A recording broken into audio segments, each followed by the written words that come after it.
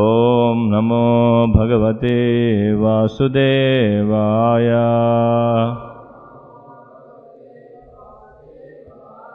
ఓం నమో భగవతే వాసుదేవాయ.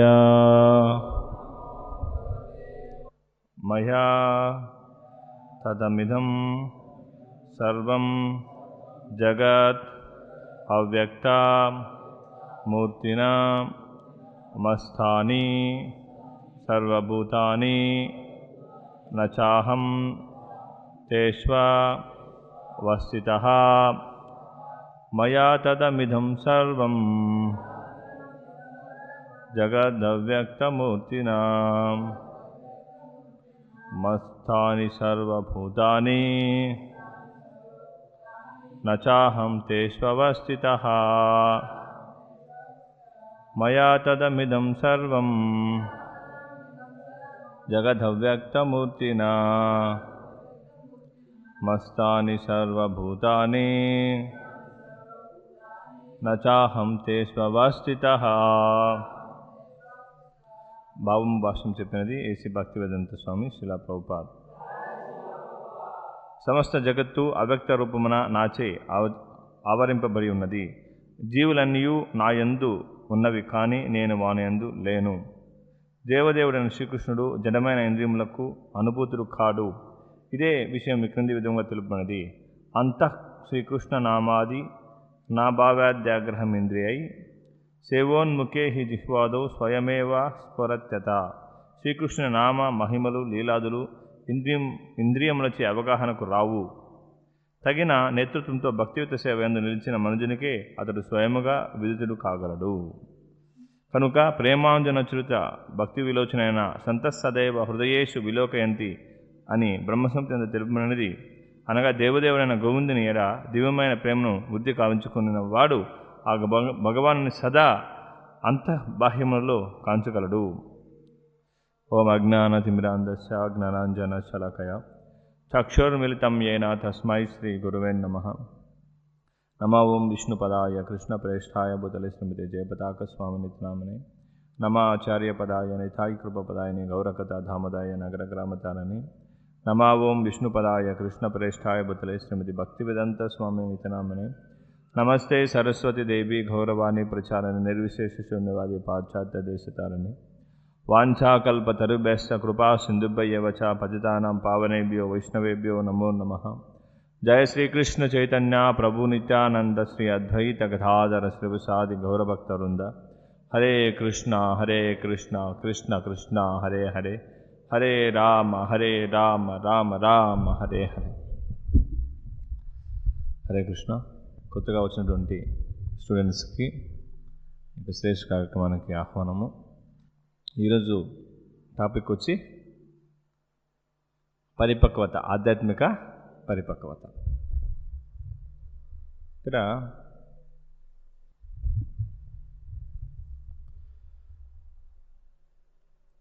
ఏ ఒక్క విషయంలో కూడా, అది భౌతిక విషయంలో తీసుకున్నా కానీ,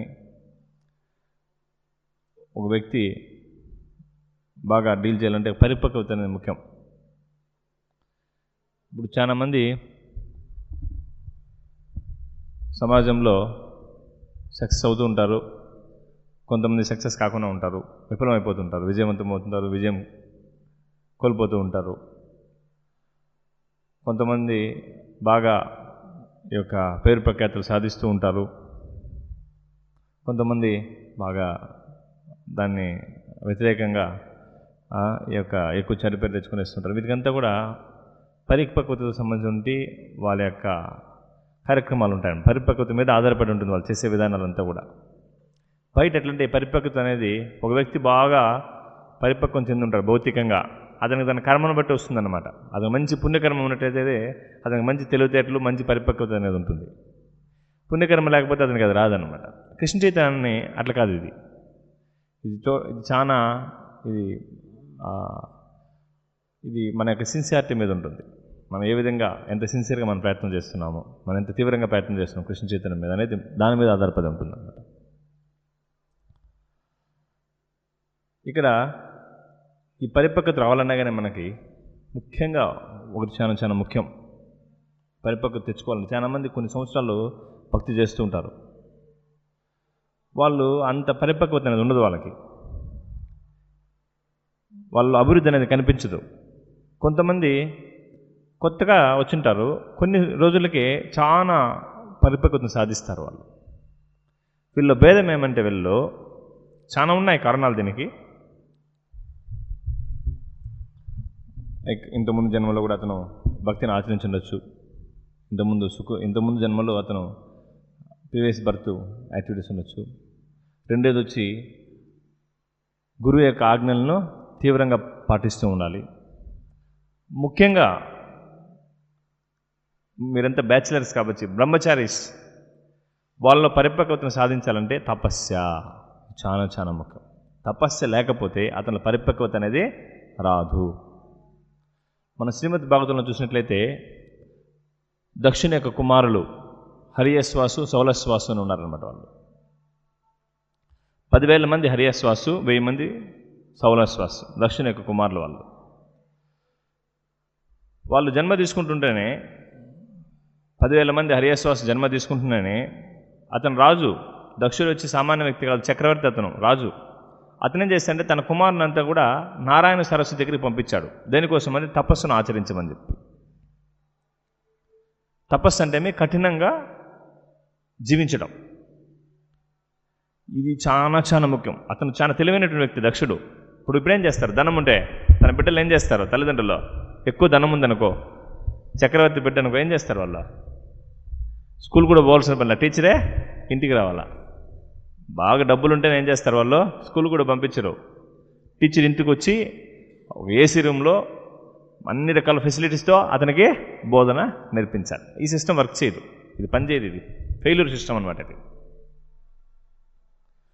ఎందుకు చెప్తున్నా అంటే మీరు ఎంత స్టూడెంట్స్ కాబట్టి చెప్తున్నాను. విద్యార్థికి ఫస్ట్ తపస్సు. ఈ దక్షుడు ఉదాహరణ ఇక్కడ. దక్షుడు ఏం చేశాడు, తన బిడ్డల్ని నేరుగా నారాయణ సరస్సుకు పంపించేశాడు. అక్కడేం ఉండడానికి కూడా షెల్టర్ లేదు.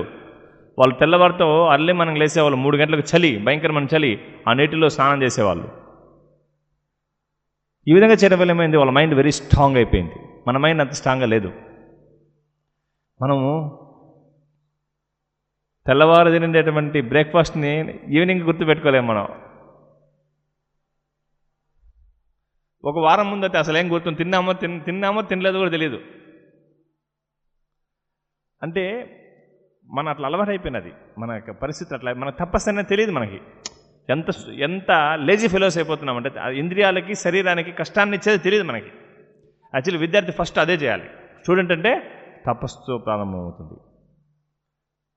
కఠినమైన తపస్సు.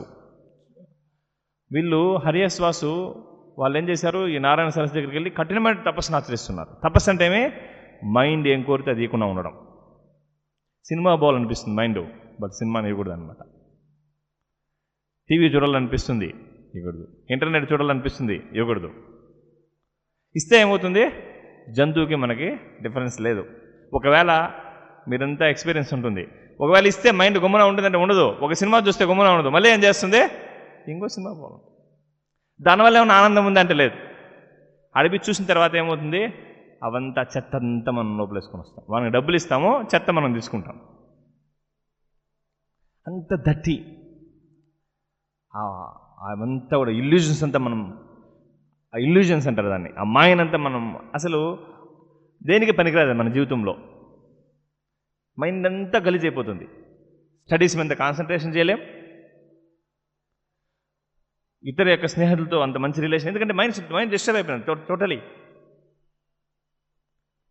మనం ఏమనుకుంటున్నాము, అక్కడ ఆనందం వస్తుంది చెప్పి అనుకుంటున్నాము. ఈ తపస్సును అవాయిడ్ చేసి దీన్ని పక్కన పెట్టి అక్కడ యాక్చువల్లీ మనము మన చైతన్యాన్ని అంత కోల్పోతున్నాము. మనకు మెచ్యూరిటీ లేదు. ఏమి చెప్పాను కదా, తెల్లవారితో తినేది సాయంత్రం గుర్తులేదంటే ఇదే కారణము. ఆ చెత్తంతా ఉంది మన మనసులో. ఇది చాలా ఇల్యూజన్, చాలా స్ట్రాంగ్ అయింది. ఇంద్రియాలు అనేది చాలా బలమైనటువంటివి. ఈ మనసు అనేది అది మనల్ని మోసం చేస్తుంది. నీకు అక్కడ ఆనందం ఉంది, ఇక్కడ ఆనందం ఉంది, ఆనందం లేదు అక్కడ యాక్చువల్లీ. అది ఇంతకుముందు వాళ్ళకి తెలుసు. అందుకే అతను ఏం చేశాడు, ఈవెన్ భౌతికమైన విషయాల్లో కూడా అక్కడ ఆనందం లేదు. దక్షుడు వచ్చి భౌతికవాది. అతను వాళ్ళ పుత్రుల్ని మంచి గృహస్థులు చేయాలనుకుంటున్నాడు. గోష్ఠులు చేసి జనాలను ఉత్పత్తి చేయాలనుకుంటున్నాడు, రాజ్యాన్ని అంతా కూడా వాళ్ళ రాజ్యభారాన్ని అంతా పెట్టాలనుకుంటాడు. అటువంటి వ్యక్తే తన పుత్రులను తపస్సుకు పంపించాడనమాట. అది ఇప్పుడు లేదు మన దగ్గర. చాలా ముఖ్యం, మీరు తపస్సు తీసుకోవాలి. మనము శరీరానికి, మనసుకి, ఇంద్రియాలకి తపస్సును తప్పనిసరిగా ఆచరించాలి. అప్పుడు మనం షార్ప్ అవుతాం, బ్రెయిన్ చాలా షార్ప్ అవుతుంది, చాలా ఇంటెలిజెంట్ పీపుల్ వస్తారు, మనకి ఇంటెలిజెంట్ అనేది డెవలప్ అవుతుంది అనమాట. మనం ఎట్టెట్లు చేసామనుకో, మన మైండ్ ఏదో వదిలేస్తే అన్నిటికీ మనం వదిలేస్తూ వచ్చామనుకో మైండ్ని, మనకు ఇప్పుడు ఎందుకు జంతువులు తెలివైనటువంటి కాదు, మనిషి తెలివైన వాడు అని చెప్పిందంటే ఇందుకే. జంతువులు ఏం చేస్తాయంటే మనిషిని అదుపులో ఉంచుకోలేవు, మనిషి మనసును అదుపులో ఉంచుకోగలుగుతాడు. ఇది అప్పుడు చేయనప్పుడు ఏమవుతుంది, మనిషికి జంతువుకి వ్యత్యాసము లేదు. ఇప్పుడు కాదు, ఇప్పుడు మీరు మనసు చెప్పినట్టు వింటూరండి, మీరు ఇంక 50 సంవత్సరాలు అయినా కానీ మనసు సంతృప్తి కాదు, ఇంద్రియాలు సంతృప్తి కాదు, మీరు ఆనందంగా ఉండరు. చాలామంది ఉన్నారు ఇప్పుడు మనకంటే ముందు ట్రై చేసిన వాళ్ళు. చూడండి, వృద్ధులు ఉంటారు కొంతమంది, వాళ్ళ ఫేసుల్లో చూడండి, వాళ్ళ యొక్క ముఖంలో చూడండి, దిగులే, ఎటువంటి ఉత్సాహం ఉండదు. వాళ్ళు చూస్తే ఎవరిని ఉత్సాహపడతారా? ఇప్పుడు వృద్ధులు ఉంటారు బయట, మనం చూస్తుంటాము, వాళ్ళని చూస్తే మనం జీవితం మీద ఉత్సాహం వస్తుందా మనకే? అది ప్రభుపాద వారిని చూస్తే చాలా ఉత్సాహం వస్తుంది మనకి. ఎందుకంటే ఆయన is controlled senses, controlled mind, controlled tapasya, పూర్తిగా ఆధ్యాత్మిక పరిపక్వత చెందుంటాడు ఆయన. కాబట్టి వ్యత్యాసం చూడండి మీరు. ఆర్డినరీ వ్యక్తి, భౌతిక వ్యక్తి ఈ విధంగా మనం ఏదైతే ఇప్పుడు చేయాలనుకుంటున్నాం భవిష్యత్తులో ఆల్రెడీ చేసిన వాళ్ళు ఉన్నారు ఎగ్జాంపుల్, వాళ్ళు చూడండి ఎంత ఇన్స్పిరేషన్ ఇస్తారో మనకి. పాపం వాళ్ళు చూస్తే భయం అవుతుంది మనకి, అరే నేను కూడా ఇట్లా కావాలనా. కొంతమంది ఆలోచిస్తారనుకో, అది అందరూ కూడా ఆలోచించరు. చాలా మంది విసిగించుకుంటారు, ఫోన్ వేస్తారు. కొంతమంది ఆలోచిస్తారు, అరే నేను కూడా ఇట్లా కావాలనా అనేసి. కాబట్టి ఈవెన్ మనం ఒక భౌతికమైన జీవనంలో జీవించడానికి కూడా డిసిప్లిన్ ఇంపార్టెంట్. లేకపోతే నిజమైనటువంటి భౌతిక, ఇప్పుడు జనాలకి భౌతిక ఆనందం కూడా లేదు, జంతువులు పొందేటువంటి ఆనందాన్ని కూడా పొందడం లేదు. వాళ్ళు భయంకరమైన సఫరింగ్ పొందుతున్నారు. భయంకరంగా సినిమాకి పోతారు బాగా ఆనందించాలని చెప్పి, బయట వచ్చే కొందుకు ఏమవుతుంది, ఆ యొక్క చెత్తనంతా నెత్తినేసుకొని ఆ రోజంతా అల్లాడతారనమాట, బాధపడతారు. అదేదో ప్రశాంతంగా పుస్తకాలు చదువుకోవచ్చు కదా, మీ స్టడీ బుక్స్ చదువుకోవచ్చు, డిస్టర్బెన్స్ లేదు. అక్కడ పోయింది మనం ఆనందం కోసం పోయినాము, డబ్బులు ఇచ్చాము, వచ్చేటప్పుడు ఏమొచ్చి వచ్చాము, డిస్టర్బెన్స్, మొత్తం కళ్ళతో చింతకు వస్తాం అనమాట, టోటల్ డిస్టర్బ్ కంటే. ఇది ప్రాక్టికల్గా జరిగేది అనమాట. ఏదైనా తీసుకోండి, అది వేరే విషయాలు కూడా కావచ్చు, లైక్ మాంసభక్షణ, లేదంటే మద్యపానం కావచ్చు, జూదం కావచ్చు, ఇల్లీగల్ యాక్టివిటీస్ కావచ్చు. ఇల్లీగల్ యాక్టివిటీస్ అవి భయంకరంగా సఫర్ అవుతారు అన్నమాట. ఇంకా వాళ్ళు భయంకరంగా రకరకాలటువంటి దుర్భరమైనటువంటి వ్యాధులు, భయంకరమైనటువంటి సమస్యలు, మానసిక సమస్యలు. వాళ్ళు ఆనందం చెప్పి అనుకుంటారు కానీ వాళ్ళు నరకాన్ని అనిపిస్తున్నారు అన్నమాట. అక్కడ కూడా అవసరం లేదు ఇంకా అక్కడికి. అంత భయంకరంగా డిసీజెస్ ఎక్కువ శాతం ఎయిడ్స్ ఉండేది ఇప్పుడు స్టూడెంట్స్కే. ఎందుకు చెప్పండి, ఏమంతా కూడా ఇప్పుడు గవర్నమెంట్ ఏం చేస్తుంది, ఒక పక్క ఏమో ఎయిడ్స్ కంట్రోల్ అని చెప్పి రకరకాల స్కీమ్స్ పెడుతుంది, ఒక పక్క ఏమో అన్నింటినీ సినిమాలు రకరకాలటువంటి విషయాలని, రకరకాలటువంటి ఈ యొక్క మనిషిని కలత పెంచేటువంటి విషయాలంతా ప్రోత్సహిస్తూ ఉన్నారు అనమాట. ఎందుకు ఎయిడ్స్ ఇంత స్టూడెంట్స్లో ఎక్కువ మందికి వచ్చేసింది అన్నమాట. సర్వేలో కూడా మన చిత్తూరు డిస్టిక్ ఎక్కువ ఉంటా, మన ఇండియాలో ఆంధ్రప్రదేశ్ ఎక్కువ, దాంట్లో చిత్తూరు డిస్టిక్ ఈ తిరుపతి ఏరియా ఎక్కువ ఉందంట. ఎందుకంటే కంట్రోల్డ్ లేదు. ఎంత సఫరింగ్ ఉంటుంది చూడండి, వాళ్ళకి ఎంత సఫరింగ్ ఉంటుంది. ఇవంతా ఎందుకు కారణం అంటే ఎవరు గైడ్ చేసేవాళ్ళు లేరు. ఎవరున్నా కానీ ఇస్కాన్కి రమ్మంటే అక్కడ చెడిపేస్తారు, మిమ్మల్ని అనేస్తారనమాట. ఎవరు చెడుతున్నారు నిజంగా? అక్కడంతా కూడా చెడు పనులంతా నేర్చుకొని నాశనం అయిపోయేది మంచిది. ఇక్కడేదో వాళ్ళు డిసిప్లైన్గా మంచి పద్ధతిలో ఆనందంగా జీవితాన్ని ఒక క్రమ పద్ధతిలో తీసుకుపోయి చెడిపేస్తారు నిజంగానే. దేన్ని చెడుపుతారంటే మనం చెడు అలవాట్లను చెడుపుతారు అంతే. మన దగ్గర ఏదైతే చెడు అలవాట్లు ఉన్నాయో దాన్ని చెడిపేస్తారు. ఎవరైతే చెడు కావాలనుకుంటారో, జీవితంలో నాశనం అవ్వాలనుకుంటారో వాళ్ళు సాధు సంగత్యానికి రారు. వాళ్ళకి చాలా సాంగత్యాలు ఉంటాయి, బయట చాలా విషయాలు ఉంటాయి. ఇప్పుడు పెద్ద పెద్ద సిటీస్లో స్టూడెంట్స్ రకరకాల అలవాట్లు, ఈ పబ్స్కి వెళ్ళడము, రకరకాల పనులంతా చేస్తారు. దాన్ని ఎవరు కండమ్ చేయరు. ఎవరన్నా తిలకం పెట్టుకునేసి శ్రేయస్ ప్రోగ్రాంకి వస్తే ఏం చేస్తారు, ఇమీడియట్లీ అటాక్ చేస్తారు అన్నమాట. మనం కూడా దానికి బలైపోతాం. మనం కూడా 2-3 సార్లు ఆలోచిస్తాం అనమాట. లైక్ ఒక చిన్న స్టోరీ ఉందన్నమాట. ఒకసారి ఒక వ్యక్తి ఒక గొర్రెపిల్లని తీసుకొని పోతూ ఉన్నాడంట. ఒక 3 దొంగలు ఉన్నారంట. వీడు భలే స్ట్రాంగ్ పర్సన్ అనమాట. వీడు అంత ఈజీగా మోసపోయేవాడు కాదనమాట. లాక్కొని పోతే కూడా వచ్చేస్తాడు గట్టిగా, ఎందుకంటే పరిగెత్తుకుంటూ వచ్చేస్తాడు. కాబట్టి ఏదో ఒక విధంగా వీడిని మోసం చేయాలని చెప్పి 3 ప్లాన్ చేశారంట. కొద్ది దూరం ఎత్తుకొని పోతుంటే గొర్రెపిల్లని అతను మొదటి దొంగ వచ్చాడనమాట. వచ్చి అతని దగ్గరికి, ఒరే ఏమ్రా నువ్వు ఇట్లా కూడా అయిపోయినావు, నువ్వు కుక్కపిల్లని తీసుకొని పోతున్నావు అని చెప్పి అన్నాడంట. అరే నేనేంది కుక్కపిల్ల, గొర్రెపిల్ల అన్నానంట. లేదు కుక్కపిల్లది, కుక్కపిల్ల నువ్వు తీసుకోపోకూడదు, అది మొయ్యకూడదు, ఎందుకు అంత దూరం తీసుకెళ్తావు అని చెప్పాను. ఇతను లేదు ఇది గొర్రెపిల్ల అని చెప్పాను అనమాట. సరే వెళ్ళి రెండో దొంగ వచ్చాడనమాట. వచ్చి అయ్యో ఎదురుగా వచ్చాడనమాట. అయ్యో ఎంత అబాధం, అతను బ్రాహ్మణుడు అనమాట. అతను తీసుకుపోయే వ్యక్తి బ్రాహ్మణుడు. నువ్వు బ్రాహ్మణుడివి, నువ్వు పవిత్రమైన బ్రాహ్మణుడివి, నువ్వు కుక్కను తీసుకెళ్ళచ్చా, కుక్కను మోయచ్చా? ఇతను కొంచెం సందేహం వచ్చిందనమాట. ఫస్ట్ వాడు చెప్పాడు, సెకండ్ వాడు చెప్పాడు, వద్దు అని చెప్పి మళ్ళీ మనసులో డబుల్ మైండ్ వచ్చేసింది అనమాట. లేదు ఇది గొర్రెపిల్ల అని చెప్పి చెప్పాడు అనమాట. సరే కొంచెం ముందుకు వెళ్ళాడు అనమాట. మళ్ళీ 3వ దొంగ వచ్చాడనమాట. 3వ దొంగ వచ్చే కొందుకి, అరే ఏం తీసుకుపోతున్నావు నువ్వు, కుక్కపిల్లని తీసుకుపోతుంది, బ్రాహ్మణుడు, నువ్వు భ్రష్టుడు అయిపోయావు అని చెప్పాను అనమాట. సరే తప్పన్న పడేశాడు అనమాట. అరే నిజంగానే ఇదే కుక్కపిల్ల, అందరూ చెప్తున్నారంటే నమ్మాల్సిందే కదా. అట్లా మనం భక్తికి వస్తూ ఉంటాము.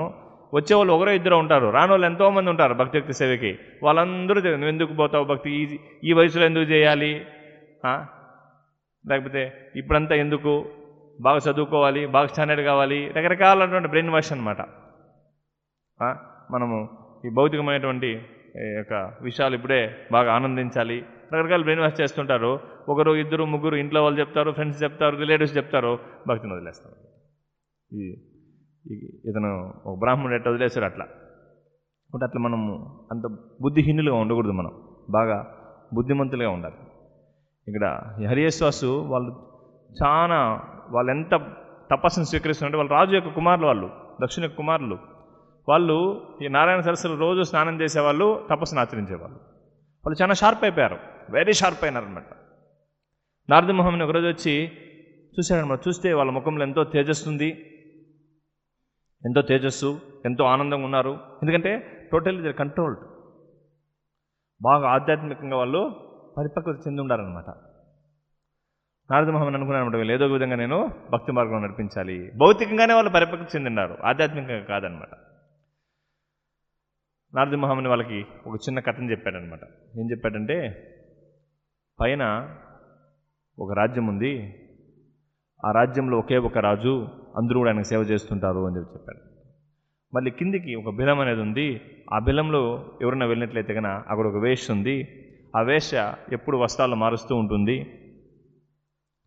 ఆ వేశ్యకు ఉన్నటువంటి ఒక భర్త ఉన్నాడు. ఆ భర్త ఎందుకు పనికిరానటువంటి వ్యక్తి. అదే ప్రపంచంలో ఒక నది ఉంది, 2 వైపులా ప్రయాణిస్తూ ఉంటుంది. ఆ ప్రపంచంలో ఒక చక్రం ఉంది, ఎంతో భయంకరంగా తిరుగుతూ ఉంటుంది. దాంట్లో కత్తులు, రకరకాల నుండి భయంకరమైనటువంటి ఆయుధాలంతో ఉంటాయి. దాంట్లో ఎవరినా పడితే కన్నా వాళ్ళు మరణిస్తారు. అక్కడ ఆ నదిలో 2 వైపులా ప్రయాణించిన నదిలో ఒక హంస ఉంది, మంచి అద్భుతమైన శబ్దాలను చేస్తుంటుంది అని చెప్పాడు. మీకేమైనా అర్థమైంది దీంట్లో? ఎవరినో వినంటే ఇంతకుముందు అర్థమైండొచ్చు. ఇంత మటుగా చెప్పాడు.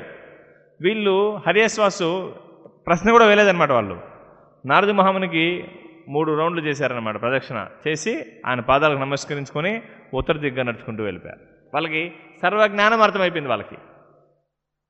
అంటే వాళ్ళంత షార్ప్ అనమాట. వాళ్ళు వెరీ షార్ప్, చాలా బాగా అర్థం చేసుకున్నారు అనమాట. వండర్ఫుల్గా షార్ప్ అంత. అంటే వాళ్ళు తపస్సును ఆచరించారు కాబట్టి మైండ్ వెరీ షార్ప్ అయింది. భాగవతం మళ్ళీ దానికి ఎక్స్ప్లెనేషన్ ఇస్తుంది అనుకో, మనలాంటి వాళ్ళు అర్థం చేసుకునే దానికోసము అనేది. వాళ్ళు సర్వజ్ఞానం వాళ్ళకి అర్థమైపోయింది. చిన్న కథలోనే వాళ్ళకి సర్వజ్ఞానము అర్థమైపోయింది. నేను విషయం ఇక్కడ ఏం చెప్పేదేమంటే, మన తపస్సును ఆచరించినట్లయితే, మన శారీరకంగా, మానసికంగా, ఇంద్రియాలను మన తపస్సును ఆచరించినట్లయితే కదా, వాక్కు ద్వారా మనము మన యొక్క ఆధ్యాత్మిక పరిపక్వతను మనము చెందుతాము. మనం హ్యాపీగా ఉంటాము, ఆనందంగా ఉంటాము, ఎటువంటి డిస్టర్బెన్స్ అనేది ఉండదు. దానికి మనం ఏం చేయాలి? ఇప్పుడు మనం అనుకున్నట్టు తపస్సును ఆచరించాలి. మన హరియేశ్వాసు సౌలశ్వాస మాదిరి మనము అరణ్యాలకో లేదంటే ఏదో సరస్సుకి వెళ్ళి తపస్సును ఆచరించాలంటే వీలు అవుతుంది కలియుగంలో? వీలు కాదు. అందుకనే ప్రభుపాద వారు ఏం చేస్తారు, ఈ అంతర్జాతీయ కృష్ణ చైతన్య సంఘాన్ని స్థాపించారు. ఇక్కడ మనం ఏం చేయాలి, మనము ముఖ్యంగా ప్రభుపాద వారు ఏం చేశారంటే, మన ఆచార్యులు కూడా మనం ఆధ్యాత్మిక పరిపక్వత చెందడానికి 5 విషయాలు ఇచ్చారు మనకి. దానిలో ఒకటి వచ్చి సాధువుల యొక్క సాంగత్యాన్ని చేయడం, 2 వచ్చి ఒక హరినామ సంకీర్తన, హరే కృష్ణ కృష్ణ కృష్ణ హరే హరే, హరే రామ రామ రామ హరే హరే. 3 వచ్చి భాగవత శ్రవణ, భాగవతాన్ని వినడం. 4 వచ్చి విగ్రహ ఆరాధన, విగ్రహాలని ఆరాధించడం. 5 వచ్చి మధుర వాస, భగవంతుని యొక్క దివ్యస్థలాన్ని దర్శించడం. ఈ 5 విషయాలు చేసినట్లయితే మనలో పరిపక్వత అనేది, మనం ఆధ్యాత్మికంగా పరిపక్వతను పొందుతాము, అభివృద్ధి చెందుతాము. ఇది మనం వింటూనే ఉన్నాం, చాలా వరకు వింటున్నాము. వీటిని ఆచరించడానికి మనం ప్రయత్నం చేయాలి సాధుసంగా. అందుకే ఇక్కడ కొన్నిసార్లు మనకు అవకాశం ఉన్నట్లయితే తెల్లవారి మంగళారతికి రావచ్చు 4:15కి. అది కొంచెం కష్టం మనకి, తపస్సు కదా అది, తెల్లవారితో లేయడము కష్టం. మనకి ఏది ఈజీ అవుతే అది చేస్తామన్నమాట. చాలా సులువుగా ఉన్నటువంటి కార్యక్రమాన్ని మాత్రమే మనం చేస్తాం. అది కష్టం కాబట్టి మనం చేయం. అది చిన్న తపస్సు. అది తెల్లవారితో ఒక 2 గంటలు 3 గంటల సేపు ముందు లేయడం, నిద్ర, అది తపస్సు. అది మరి దాన్ని మనము ఆచరించము. మన మనసుని, మన శరీరాన్ని అట్లా అలవాటు చేసాం మనం. కాబట్టి అది చిన్నగా మనం అలవాటు చేసుకోవాలి. ఆ తపస్సును మనం ఆచరించాలి. సాధు సంగత్యం దొరకాలంటే మనం అర్లీ మార్నింగ్ రావాలి. సాంగత్యం అనేది చాలా చాలా ముఖ్యం. మనం ఎవరితో సాంగత్యం చేస్తామో వాళ్ళ యొక్క ఆలోచనలు, ఆ ప్రభావం మన మీద ఉంటుంది.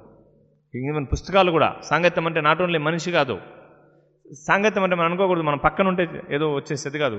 వాళ్ళతో మాట్లాడడము, వాళ్ళ యొక్క భావనలు వినడము, తర్వాత పుస్తకాలు కూడా చదవడం. ఎక్సెప్ట్ మన ఎడ్యుకేషన్ సంబంధించిన పుస్తకాలు చదవాలి, దానికి సంబంధించి కాకుండా వేరే పుస్తకాలు చాలా ఉన్నాయి, మాయకు సంబంధించిన పుస్తకాలు. వాటన్నింటి చదివితే ఏమవుతుంది, ఆ సాంగత్యాన్ని రాసినటువంటి వ్యక్తి సాంగత్యాన్ని మనం తీసుకుంటూ ఉంటాం. ఈవెన్ స్పిరిచువల్ బుక్స్ కూడా చాలా ఉన్నాయి, ఆధ్యాత్మిక పుస్తకాలు కూడా. ప్రభుపాద వారి పుస్తకాన్ని కానీ చదివినట్లయితే మనకి, ఎందుకంటే ప్రభుపాద వారు పవిత్ర భక్తుడు, పవిత్ర భక్తుని యొక్క సాంగత్యం మనకు లభిస్తుంది. ప్రభుపాద వారు చెప్పారు, నేను ఎప్పుడూ మరణించను, నా పుస్తకాల్లో నేను జీవిస్తాను అని చెప్పారు. కాబట్టి ప్రభుపాద వారి బుక్స్ కానీ మనం చదివినట్లయితే ప్రభుపాద వారి యొక్క సాంగత్యం మనకి లభిస్తుంది. ఈ యొక్క అదే వేరే యొక్క భౌతికమైనటువంటి పుస్తకాలంతా కూడా, రకరకాలైనటువంటి పుస్తకాలు, రకరకాల నావల్ సమంత చదివితే ఆ చైతన్యం మనకు లభిస్తుంది. లైక్ మనము బాగా భక్తియుక్త సేవలో ఉంటాం. చాలామంది ఇంతకుముందు మనం చర్చించినట్లు భక్తియుక్త సేవలో ఉంటారు, వాళ్ళు అంత ఉత్సాహంగా ఉండరు. కొన్ని రోజులు బాగా ఉత్సాహంగా వస్తారు, కొన్ని రోజులు డల్ అయిపోతూ ఉంటారు, కొన్ని రోజులు కనిపించరు. దీనికి అంతా కారణం ఏమంటే వాళ్ళు బయట ఎక్కువగా సాంగత్యం చేస్తుంటారని చెప్పి అర్థం.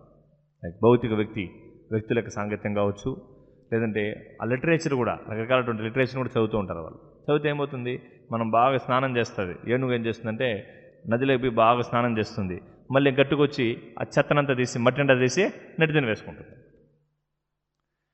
బాగా స్నానం చేస్తుంది నీటిలో, మళ్ళీ బయట వచ్చి ఏం చేస్తుంది, మట్టి తీసి ఒళ్ళంతా చల్లుకుంటుంది అనమాట. అట్లా మనం బాగా ఇక్కడ భజన చేస్తాము, క్లాసు వింటాము, అన్నీ చేస్తాము, బయట వేసి కొంతమంది ఉంటారనమాట కాకులు, ఆ కాకులతో కలిసినప్పుడు ఏమవుతుంది, మళ్ళీ చెత్త అంతా మందంతా చెత్త. లేదు, కాకులు రాసినటువంటి పుస్తకాలు కూడా ఉన్నాయి, ఆ పుస్తకాలు చదివితే ఏమవుతుంది, మొత్తం మళ్ళీ మనం కూడా కొద్దిగా ఈ యొక్క ఈ కాకి తత్వం నుంచి మనం హంసతత్వానికి వస్తూ ఉంటాం అన్నమాట. అంటే కాకి ఏ వర్ణంలో ఉంటుంది, ఏ కలర్లో ఉంటుంది? కాకి తెల్లగా ఉంటుందా? నల్లగా ఉంటుంది. హంస తెల్లగా. మనం ఏం చేస్తున్నామంటే ఈ కాకుల్ని హంసలుగా మార్చాలని చెప్పి ప్రయత్నం చేస్తున్నాం అనమాట. ఇక్కడికి వస్తారు, అప్పుడప్పుడు ఈ రెక్కలు ఉంటాయి కదా, కొద్దిగా నలుపు రెక్కలు తెల్లగా వస్తూ ఉంటాయన్నమాట. మళ్ళీ ఎక్కడ పోయి ఏం చేస్తారు, కాకుల సంగతి అని పోయి మళ్ళీ అవి కొద్దిగా తెల్లగా ఉన్నదాన్ని మళ్ళీ అక్కడ నల్లగా చేసుకుంటారనమాట. వాళ్ళు చెప్తారు ఉంటారు, రే ఎందుకు నువ్వు తెల్లగా అయిపోతున్నావు, మంచిది కాదు, నువ్వు నల్లగానే ఉండాలా అని చెప్పి నేను నల్లగా చేస్తారు, నువ్వు దానికి సహకరిస్తావు కూడా. ఇక్కడ భక్తులేమో పాపము, వద్దు నాయనా నువ్వు కాకి కావాక, నల్లగా ఉండుబాక, నువ్వు తెల్లగా ఉండు, ధోతి కుర్తా వేసి తెలుపుది బాగా తిలకం పెట్టి హరే కృష్ణ కృష్ణ కృష్ణ హరే హరే హరే రామ హరే రామ రామ రామ హరే హరే ఈ నామాన్ని ఇచ్చి బాగా కొంచెం మంచి వ్యక్తిగా తయారు చేయాలంటే వాళ్ళు అక్కడ ఏం చేస్తారంటే నీకు పెయింట్ కూడా వేస్తారన్నమాట మళ్ళీ నల్లగా. ఎందుకంటే డిఫరెంట్గా కనిపిస్తుంది కదా నీకు వానికి, డిఫరెన్స్ తెల్లగా అయిపోతున్నావు నువ్వు, అది చాలా డేంజర్ అని చెప్పి నేను నల్లగా మార్చేస్తాను. కాబట్టి వాళ్ళ మనము వాళ్ళతో కలవకపోతే వీలు కాదు. మన సాంగత్యం వాళ్ళకి ఇవ్వాలి కానీ వాళ్ళ సాంగత్యాన్ని మనము తీసుకోకూడదు. మన సాంగత్యం వాళ్ళకి ఇవ్వాలి, వాళ్ళ సాంగత్యాన్ని మనము తీసుకోకూడదు. తీసుకుంటే మనకు నష్టం, వాళ్ళకు నష్టం, దానివల్ల ఉపయోగం లేదు. మనం టైం అనేది వేస్ట్ అయిపోతుంది. ఇక చాణక్య పండితుడు చెప్తాడు, 1,000,000 బంగారు నాణాలు ఇచ్చినా కానీ ఒక క్షణాన్ని మళ్ళీ మనం కొనలేం. క్షణం పోయిందనుకో, ఒక క్షణం వెళ్ళిపోయిందనుకో, 1,000,000 బంగారు నాణాలు ఇస్తే మళ్ళీ వస్తుంది ఆ క్షణము. అట్లా మన జీవితం వేస్ట్ అయిపోయిందనుకో, ఈ యొక్క ఎటువంటి ఆధ్యాత్మిక అభివృద్ధి లేకుండా మళ్ళీ అది నువ్వు 1,000,000 కాదు కదా, 10 కోట్లు బంగారు నాణాలు ఇచ్చినా మళ్ళీ తిరిగి ఆపర్చునిటీ రాదనమాట. కాబట్టి ఈ యొక్క సాధువుల యొక్క సంగతాన్ని కనీసం వీలైనంత వరకు మంగళారతికి అలవాటు చేసుకోండి.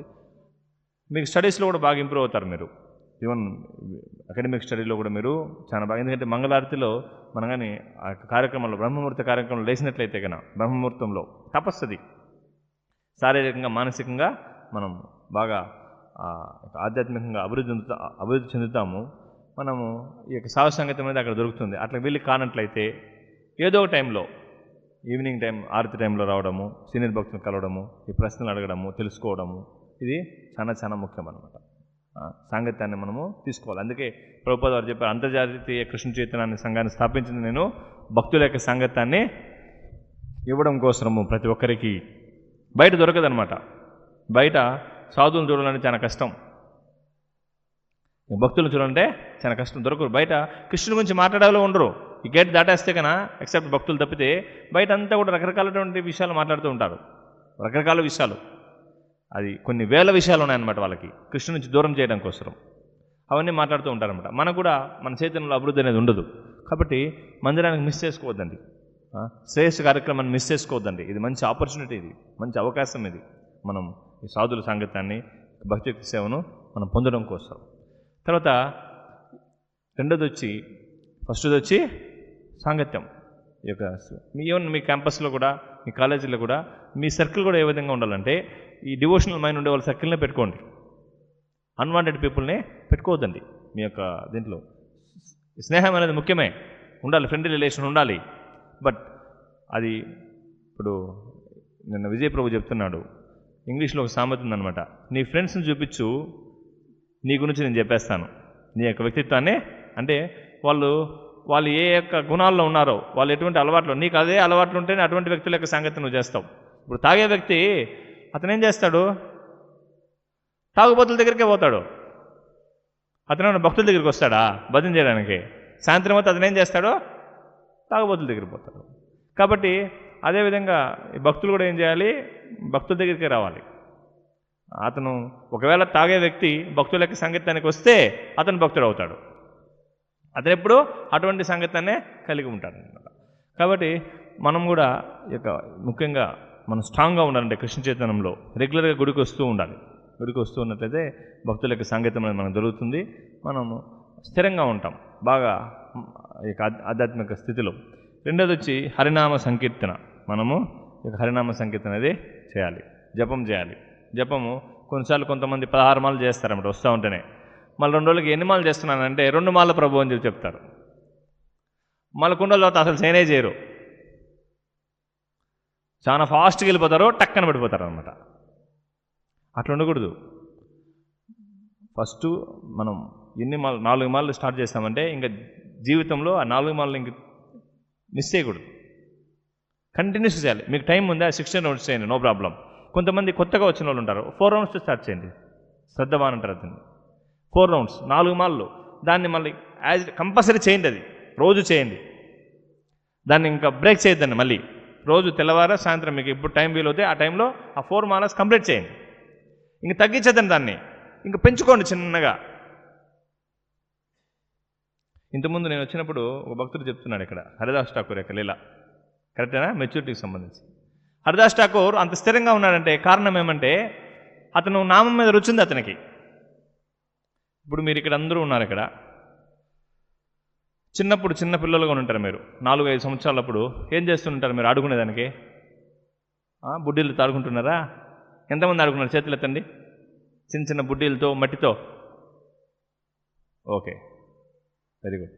ఇప్పుడు మీకు బుడ్డీలు ఇస్తాను, ఆడుకుంటారు మీరు? మట్టిలో వదిలేస్తారు మిమ్మల్ని అందరినీ.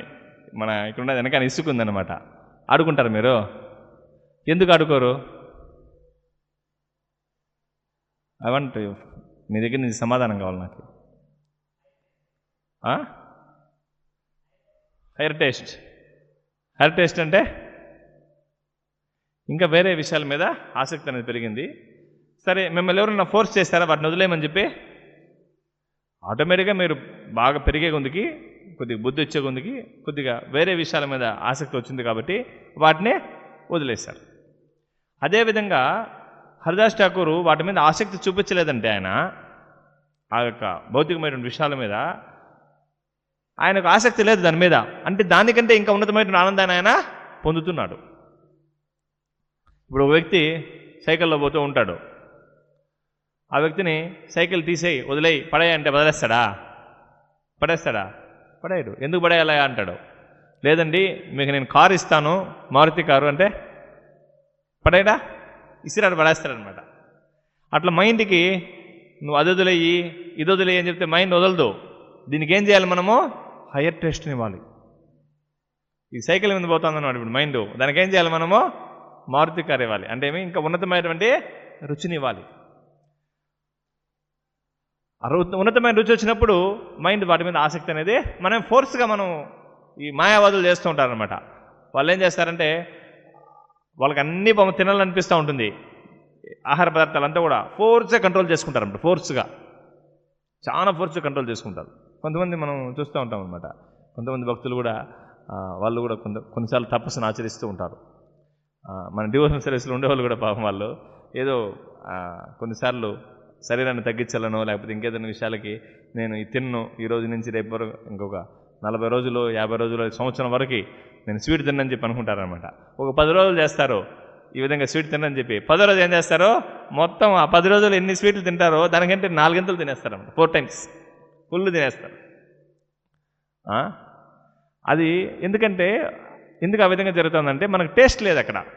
ఆధ్యాత్మికమైన రుచి అనేది లేదు. ఆర్టిఫిషియల్గా మనం ఏం చేస్తున్నాం? కంట్రోల్ చేయడానికి ప్రయత్నం చేస్తున్నాం. ఆర్టిఫిషియల్గా కృత్రిమంగా మనం కంట్రోల్ చేయలేం. కృత్రిమంగా కంట్రోల్ చేస్తే మన సెన్సెస్ని కంట్రోల్ చేయలేం. మనం ఏం చేయాలి? ఈ ఇంద్రియాలకి ఉన్నతమైనటువంటి రుచిని ఇవ్వాలి. ఆ రుచి హరినామం మీద ఉంది. హరినామం మీద మన రుచిని పెంచుకోవాలి. హరే కృష్ణ మంత్రం మీద. ఈయన ఏం చేస్తున్నాడు? హరిదాస్ ఠాకూర్ 22 గంటల సేపు జపం చేస్తున్నాడంటే ఆయనకి ఎంత రుచి ఉంటే దాని మీద చేస్తాడు ఆయన. మనం బాగా నిద్రపోతున్నాం. ఇప్పుడు 4 గంటలు 5 గంటలు 7 గంటలు 9 గంటలైనా నిద్రపోతాం. ఎందుకంటే దాంట్లో రుచి ఉంది మనకి. రుచి లేకపోతే ఎందుకు నిద్రపోతాము? ఇప్పుడు ఆహారాన్ని మనము లైక్ ప్రభుపాద వారు కూడా చెప్తారనమాట. ఈ సైంటిస్టులు చెప్తుంటారు కదా, నీటికి రుచి లేదు అని చెప్పి కదా. ఉంది కదా మీకు, నీటికి రుచి లేదని ఉంది కదా సైంటిఫిక్లీ. ప్రభుపాద చెప్తాడు, చెప్పినవాడు ఫూలు. ఎందుకంటే నీటికి రుచి లేకపోతే అతను పుట్టినప్పటి నుంచి చనిపోయేంత వరకు నీళ్ళు తాగుతానే ఉంటాడు. రుచి లేకపోతే ఎట్లా తాగుతాడు అతను? భగవద్గీతలో కృష్ణుడు చెప్పాడు, ఐఎమ్ రసోహం వస్తు కౌంతేయ, నీటిలో రుచిని నేను అని చెప్పాడు. ఈ సైంటిస్ట్ ఏం చెప్తున్నాడు? దాంట్లో రుచి లేదంటున్నాడు. అయితే రుచి లేనప్పుడు అతను పుట్టినప్పటి నుంచి చనిపోయేంత వరకు ఎందుకు తాగుతున్నాడు నీళ్ళు? రుచి ఉంది దాంట్లో. రుచి లేకపోతే ఎవరన్నా తాగుతారా? తాగరు కదా. కాబట్టి అట్లా మనకు రుచి ఉంది కాబట్టి పుట్టినప్పటి నుంచి చనిపోయేంత వరకు నీళ్ళు తాగుతూనే ఉన్నాం. ఈరోజు తాగుతాం, తెల్లవారు తాగుతాం, మధ్యాహ్నం తాగుతాం, సాయంత్రం తాగుతూ ఉన్నాం అనమాట. బట్ హరే కృష్ణ మంత్రం మీద అటువంటి రుచిని మనం పెంచుకోవాలి. ఆహారం కూడా, ప్రసాదం కూడా మనము తింటూనే ఉన్నాం కదా. అన్నము తర్వాత దాంట్లో సంబంధించినటువంటి కూరలు అవంతా రోజు తింటూనే ఉన్నాం మనం. ఇప్పుడు దగ్గర కొంతమంది 20 సంవత్సరాల వాళ్ళు ఉన్నారు, 30 సంవత్సరాల వాళ్ళు ఉన్నారు. స్టూడెంట్స్ అంతా కూడా వాళ్ళు పుట్టినప్పటి నుంచి అన్నం తింటూనే ఉన్నారు. దాని మీద ఏమన్నా మనకు అసహనం అనిపిస్తుందంటే లేదు. మళ్ళీ తినాలని అనిపిస్తూ ఉంది మనకి. మళ్ళీ తెల్లవారుతో తింటాం, మళ్ళీ మధ్యాహ్నం తింటున్నాం. అంటే ఏమి? దాంట్లో రుచి అనేది ఉంది. అట్లా ఈ హరే కృష్ణ మంత్రం మీద కూడా మనం ఏం చేయాలి? రుచిని డెవలప్ చేసుకోవాలి. ఆ రుచి డెవలప్ చేసుకోవాలంటే కాన్స్టెంట్గా మనం ఛాన్స్ చేయాలి. హరే కృష్ణ మంత్రాన్ని మనం 4 మాలు అంటే 4 మాలు జపం చేయాలి. 7 మాలు చిన్నగా పెంచుకుంటూ పోవాలి. 7 రౌండ్స్, 12 రౌండ్స్, 16 రౌండ్స్. మనం తగ్గకూడదు. ఎన్ని అవరోధాలు వచ్చినా కానీ, ఎన్ని అవరోధాలు వచ్చినా కానీ అది తగ్గకూడదు. ఇక్కడ మన పరంపరలోనే వంశీదాస్ బాబాజీని ఒక బాబాజీ ఉన్నారనమాట.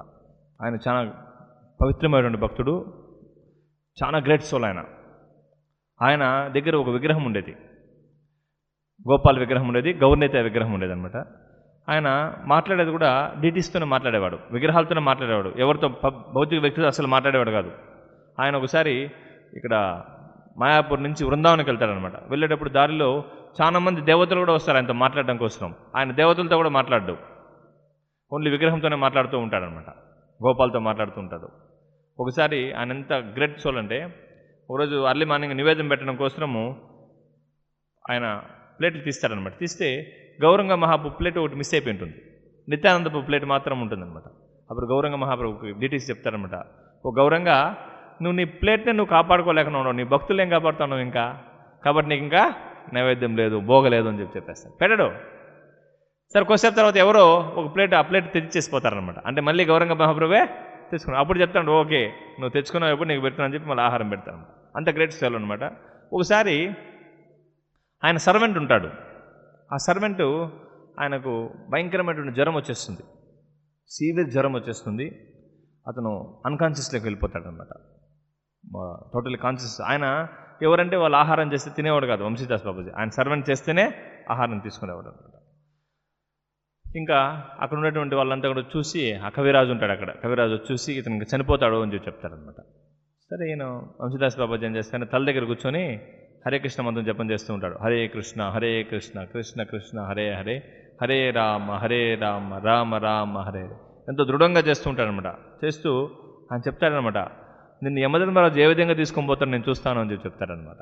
ఆయన తల దగ్గర కూర్చొని యమధర్మరాజు నా దగ్గర నుంచి నిన్ను ఏ విధంగా తీసుకొని పోతాడో నేను చూస్తాను, ఛాలెంజ్ చేస్తాను యమధర్మరాజుకి. ఆ విధంగా 3 days ఆయన కంటిన్యూస్గా చాంటింగ్ చేస్తాడు, ఆహారం కూడా తీసుకోడు వంశీదాస్ బాబాజీ కూడా. 3వ రోజు అతను కన్ను తెలిసి లేచి కూర్చుంటాడనమాట.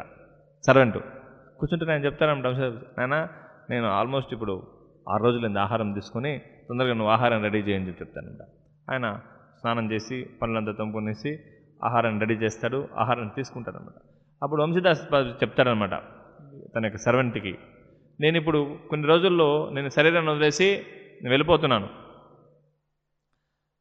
గోలోకానికి వెళ్ళిపోతున్నాను, నీకేం కావాలి చెప్పు, నీకు 7 ఎడ్ల బండుల్లో బంగారు నాణ్యాలు కావాలన్నా, లేదు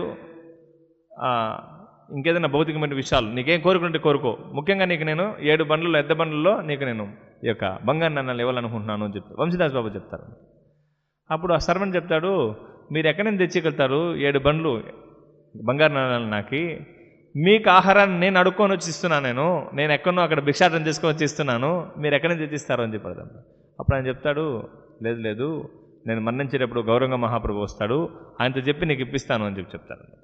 అప్పుడు సర్వెంట్ చెప్తారు, నాకొద్దు బంగారు నాణ్యాలు వద్దు, మీరు కావాలి, నాకు మీ సేవ కావాలని చెప్తారు. చాలా ఆనందపడతాడు వంశీదాస్ బాబు. చూడాయన నువ్వు చేయాల్సిందేమంటే, నీకు నేను ఏదైతే చెప్పానో ఆ మాలను నువ్వు జపం చేసుకుంటూ ఉండు. ఆయన కొన్ని మాలను విధించింటారనమాట. అప్పుడు వాళ్ళు ఎక్కువగా చెప్పేవాళ్ళు 64 మాలలు, 108 మాలలు, బాబాజీ దీక్ష అనమాట. అది నువ్వు ఖచ్చితంగా నీ మాలను నువ్వు నేను ఏదైతే విధించానో అది చేసుకుంటూ ఉండు చాలు, నువ్వు మిగతా విషయాలు నేను చూసుకుంటాను, నేను ఆధ్యాత్మిక మార్గానికి గోలోక బృందానికి తీసుకో బాధ్యత నాది. దీన్ని బట్టి మనకేం అర్థమవుతుందంటే, మనకేదైతే ప్రభుపాద వారు ఏం చేశారు, మనకు 16 మాలలు జపం చేయమని చెప్పారు. ముఖ్యంగా మనం చేయాల్సిందేమంటే, మనమేం పెద్ద కష్టాన్ని తీసుకోవాల్సిన పని లేదు. 16 మాలలు జపం చేయడము, 4 నియమాలను పాటించడం, మాంసభక్షణ, మద్యము, వ్యభిచారము, జోదము చేయకుండా ఉండడము, మనకు వీలైనటువంటి సేవను మనం చేయడం, తెరసాలు పెద్ద కష్టం కాదు. మనం దాన్ని కాంప్లికేట్ చేసుకుంటున్నాం. మనం ఏం చేస్తున్నాము, ఈ ఆధ్యాత్మిక జీవితం అనేది చాలా సరళమైంది, దీన్ని కాంప్లికేట్ చేసుకుంటాం. మనం ఏ సిచ్యువేషన్లో పర్లేదు, మనకు అవకాశం ఉంది, మనం ఇక పూర్తి స్థాయిలో భగవంతునికి సేవ చేయొచ్చు. లేదు మనం ఇక ఏది విధంగా మనం బయట ఉన్నాం, కొంతమంది బయట కాంగ్రిగేషన్ భక్తులు ఉంటారు, వాళ్ళు కూడా వాళ్ళు చేయాల్సిందేమి 16 మాలలు జపం చేసి 4 నియమాలు పాటిస్తూ వాళ్ళ యొక్క కుటుంబ వ్యవహారాలను చూసుకుంటూ భగవంతునికి వాళ్ళు తోచినటువంటి సహాయాన్ని అంటే సేవను చేయడం, వాళ్ళ శక్తికి అనుగుణంగా వాళ్ళు తన ఆ యొక్క సేవను అందించడం భగవంతునికి. ఈ విధంగా చేసుకుంటూ వచ్చినట్లయితే కనుక మనం చిన్నగా ఆధ్యాత్మికంగా మనం అభివృద్ధి అవుతూ వస్తాము. కొద్దిగా ఈ యొక్క తపస్సును, ముఖ్యంగా ఈ మంగళారతి మనం ఎక్కడున్నా కానీ, బయట కూడా మనం ఇక ట్రావెలింగ్లో ఉన్నప్పుడు లేదు బయట వేరే ప్రదేశాలకు వెళ్ళినప్పుడు కూడా మనం అర్లీ మార్నింగ్ లేచి, లేదు మందిరానికి చాలా దూరంగా ఉంటారు కొంతమంది, 10 కిలోమీటర్ 20 కిలోమీటర్లో ఉంటారు, వారు కూడా లేచి అర్లీ మార్నింగ్ లేచి వాళ్ళు ఈ యొక్క ప్రాతకాల కార్యక్రమాలని ఆచరించవచ్చు అనమాట. ఈ విధంగా చేస్తూ వచ్చినట్లయితే మన ఆధ్యాత్మికంగా పరిపక్వత చెందుతాము, మన జీవితంలో ఎంతో ఆనందంగా ఉంటాము, ఇతరులకు కూడా మనం దీన్ని ఇవ్వచ్చు అన్నమాట.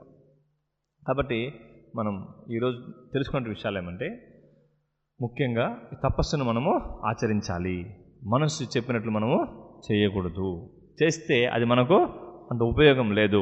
ముఖ్యంగా ఇప్పుడు బయట ఫైర్ మాదిరి ఉందన్నమాట భౌతికమైన జీవనం, ఒక అగ్గిలో కాలిపోతున్నారు అంతా. మనమేమో చల్లగా ఏసీ రూమ్ అని చెప్పి అనుకుంటున్నాం, బయట లేదు. ఈ రకరకాలటువంటి ఈ కల్మషాలంతా ఉన్నాయన్నమాట బయట. వాటి ద్వారా మీరు ఎటువంటి పరిస్థితుల్లో మోసపోవద్దండి. ఈ ఇల్యూజన్స్ కొంతమంది వ్యక్తులు పూర్తిగా మాయలో ఉండి జనాలంతా కూడా మాయలకు పంపించేస్తున్నారన్నమాట. సినిమాల ద్వారా, సీరియల్ ద్వారా, ఇంటర్నెట్ ద్వారా, లేదంటే రకరకాలటువంటి విషయాల్లో వాటిలో పడివేసి మీరు కూడా మీ జీవితాలను నాశనం చేసుకోవద్దండి. ఒక క్రమ పద్ధతిలో జీవితాన్ని కొనసాగిస్తూ ఆనందంగా ఒక ఎగ్జాంపులరీగా ఉండండి. ఒక ఉదాహరణప్రాయంగా ఉండండి, గ్రావిటీగా ఉండండి. గ్రావిటీ ఉండాలి మనిషికి. జంతువుకు ఆ గ్రావిటీ అనేది ఉండదన్నమాట, గంభీరత్వం అంటారు. ఆ గంభీరత్వాన్ని పెంచుకొని మనం ఆనందంగా ఉండాలి. ఇది చాలా మందికి మనము సహాయం చేయొచ్చు. హరే కృష్ణ. ఏదైనా ప్రశ్నలు ఉంటే అడగండి. Hare Krishna. Question answer session, questions ఉంటే అడగచ్చు. హరే కృష్ణ. చిన్నప్పుడు ఉండేటప్పుడు మామూలుగా చిన్న బొడ్డీతో ఆడుతూ ఉంటారు, పెద్ద తర్వాత అతను మార్చుకుంటాడు. అదేవిధంగా హయ్యర్ టెస్ట్ ఇచ్చిన తర్వాత అతను మళ్ళీ వేరే దాని పట్ల ఇంట్రెస్ట్ చూపెట్టరు అన్నారు కదా. ఇక్కడ వచ్చిన తర్వాత ఇక్కడ మనం హయ్యర్ టెస్ట్ తీసుకున్న తర్వాత కూడా మళ్ళీ బయట ఇంట్రెస్ట్ చూపెట్టుంటాం కదా.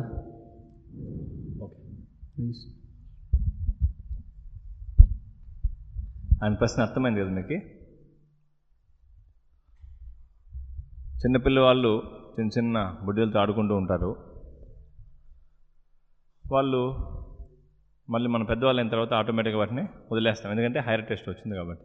ఇక్కడికి వచ్చిన తర్వాత మళ్ళీ భక్తియుక్త సేవలోకి వచ్చి హైయర్ టెస్ట్ పొందిన తర్వాత మళ్ళీ మనం లోయర్ టెస్ట్ పోతున్నాం కదా. యాక్చువల్లీ అక్కడ మిస్టేక్ చేస్తున్నాం మన హైయర్ టెస్ట్ మనం ఇంకా పొందలేదు.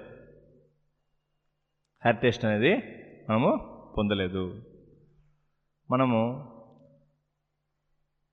ప్రయత్నం చేస్తున్నాం పొందడానికి. దానికి ఓపిక అనేది ఉండాలన్నమాట. ఓపిక అనేది ఉండాలి. హైయర్ టెస్ట్ పొందడానికి మన ఆచార్యులు ఒక పద్ధతినిచ్చారు. శ్రద్ధ, సాధుసంగ, భజన క్రియ, అనర్థ నివృత్తి, నిష్ఠ, ఆసక్తి, రుచి, ఆసక్తి, నిష్ఠ, భావ, ప్రేమ. ఆ స్థాయిలో మనము నిజమైనటువంటి రుచిని, హైయర్ టెస్ట్ని మనం పొందుతాం. హరిదాస్ ఠాకూర్ నిజమైనటువంటి రుచిని పొందాడట. ప్రహ్లాద్ మహారాజ్ నిజమైనటువంటి. మనం ఎక్కడున్నామంటే ఇప్పుడు ఫస్ట్ ఉండేది ఎక్కడ? శ్రద్ధలోనే ఉన్నాం మనం. ఇంకా శ్రద్ధ కూడా మనకు పూర్తిగా లేదు. శ్రద్ధ కూడా లేదనమాట. శ్రద్ధను పెంచుకోవాలి. దానికి భగవద్గీతలో కృష్ణుడు చెప్తున్నాడు, రసవర్జం శ్లోకం, రసవర్జం రసోపస్య పరం దృష్టా నివర్తతే. అంటే మనకి ఇంద్రియ వస్తువులపైన ఆసక్తి ఉంటుంది, అయినా మనం ఏం చేయాలి? వాటిని నిగ్రహంలో ఉంచుకోవాలి. ఎప్పుడైతే దీనికంటే ఎక్కువ ఆనందాన్ని పొందినప్పుడు అవేం చేస్తాయి? మళ్ళీ ఆ ఇంద్రియ భోగాల వైపు ఆసక్తిని చూపించవు. ఇప్పుడు మనం ఇన్ బిట్వీన్ ఉన్నాం. మనం భౌతికమైనటువంటి ఈ యొక్క విషయాల్ని మనం దూరం చేశాము. ఇంకా పూర్తిగా ఆధ్యాత్మికమైనటువంటి రుచిని మనం పొందలేము, మధ్యలో ఉన్నాం అన్నమాట. మనం ఇప్పుడు చాలా జాగ్రత్తగా ఉండాలి. దీనికి ఇంకొక చిన్న కథ ఉంది, చెప్తాను మీకు ఈజీగా అర్థం అవడానికి. ఒకరోజు ఎడారి ఉండిందనమాట. ఒక ఎడారి, భయంకరమైన ఎడారి. అది ఎడారిలో జనాలు ఉంటారు, తెలుసు కదా మీకు. జీవులు ఉంటారు ఎడారిలో, కూడా మనుషులు ఉంటారు. వాళ్ళు పుట్టింది అక్కడే, పెరిగింది అక్కడే. వాళ్ళకి సాధారణమైనటువంటి ఈ యొక్క ప్రపంచం గురించి వాళ్ళకి తెలియదు. పూర్తిగా ఎడారిలోనే ఉన్నారు. ఓయాసిస్లు ఉంటాయి, చిన్న ఓయాసిస్లు, ముళ్ళ చెట్లు అక్కడ ఉంటాయన్నమాట. అక్కడ ఉండేవాళ్ళు అనమాట. ఒకరోజు ఏమైందంటే, కొంతమంది వ్యక్తులు సాధారణ ప్రపంచం నుంచి అక్కడికి వచ్చారనమాట. వాళ్ళు వచ్చినప్పుడు వాళ్ళతో కూడా మామిడి పళ్ళు అంతా తెచ్చారనమాట. కొద్దిగా మామిడి పళ్ళు తెచ్చారు. వీళ్ళు మామిడి పళ్ళు ఇచ్చారు ఎడారిలో ఉండే వాళ్ళకి. అది తినేసి వాళ్ళకి ఇంతవరకు వాళ్ళ జీవితంలో మామిడి పళ్ళు చూసి, హరే కృష్ణ హరే కృష్ణ కృష్ణ కృష్ణ హరే హరే హరే రామ హరే రామ రామ రామ హరే హరే. వాళ్ళు జీవితంలో మామిడి పండ్లు చూసిన లేదనమాట. వాళ్ళు ఆ మామిడి పండ్లు తింటా ఉంటేనే వాళ్ళకి అరే ఇవి చాలా బాగున్నాయి. వాళ్ళని అడిగారన్నమాట, ఎక్కడి నుంచి వచ్చారు మీరు, ఇవి ఎక్కడివి అని చెప్పి అడిగారన్నమాట. వాళ్ళు చెప్పారు, మీరు ఎడారిలో ఉన్నారు, మీ దగ్గర ఏమి ఉండవు, అంత ముళ్ళ చెట్లు, మేము వచ్చింది మంచి ప్రపంచం నుంచి వచ్చాము, అద్భుతమైన ప్రపంచము, అక్కడంతా కూడా ఇట్లా మట్టి ఉండదు, ఇసుక ఉండదు, మంచి భూమి ఉంటుంది, మంచి పెద్ద పెద్ద చెట్లు ఉంటాయి, చలియాలు ఉంటాయి, చల్లని గాలి ఉంటుంది, సువాసన వచ్చేటువంటి పుష్పాలు ఉంటాయి, అందమైనటువంటి ప్రదేశాలు ఉంటాయి, పక్షులు ఉంటాయి, జంతువులు ఉంటాయి, ఇవంతా వివరించారనమాట. సరే, దాంట్లో చాలామంది నమ్మలా వాళ్ళకి, ఎందుకంటే వాళ్ళ జీవితంలో చూసినలా ఇటువంటి ప్రదేశాన్ని, వీళ్ళు ఎవరో మనం మోసం చేసేవాళ్ళని చెప్పి చాలామంది నమ్మరు. 50% నమ్మారనమాట. వాళ్ళు 50% నమ్మారు. వీళ్ళు ఏం చేశారంటే మామిడి పళ్ళు ఇచ్చినటువంటి వాళ్ళు, మీరు మాతో కూడా రండి, మిమ్మల్ని అక్కడ తీసుకెళ్తాము అని చెప్పారు. సరే, వాళ్ళు కొంతమంది నమ్మారు. నమ్మిన వాళ్ళు బయలుదేరారు అనమాట. ఎందుకంటే వీళ్ళకు ఎక్కడొచ్చిన నమ్మకం, పండ్లు తిన్నారు వాళ్ళు, కొద్దిగా పండ్లు తిన్నారు.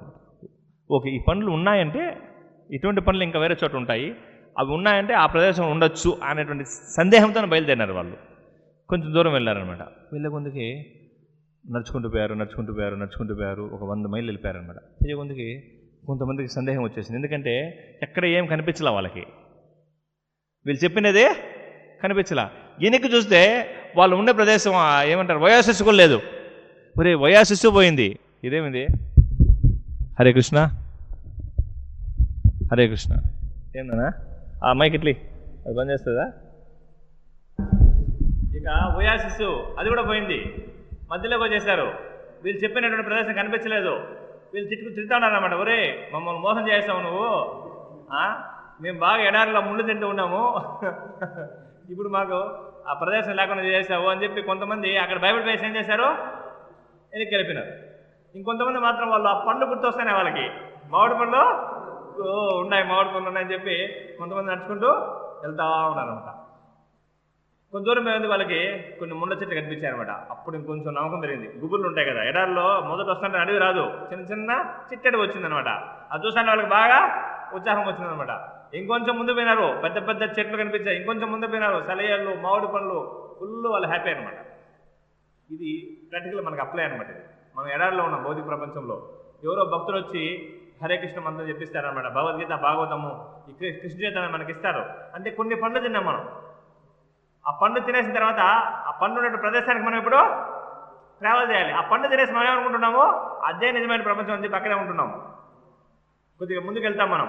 ముందుకు వెళ్ళిన తర్వాత ముందుకు వెళ్ళే ముందుకి అక్కడ ఏమవుతుంది, అది ఉండదు, ఇది ఉండదు. ఎడారిలో ఓయాసిస్ లేదు, నిజమైనటువంటి ప్రపంచం లేదు. అక్కడ కొంతమంది ఫాలోన్ అయిపోతారు. భక్తులు కొంచెం దూరం పోతారనమాట.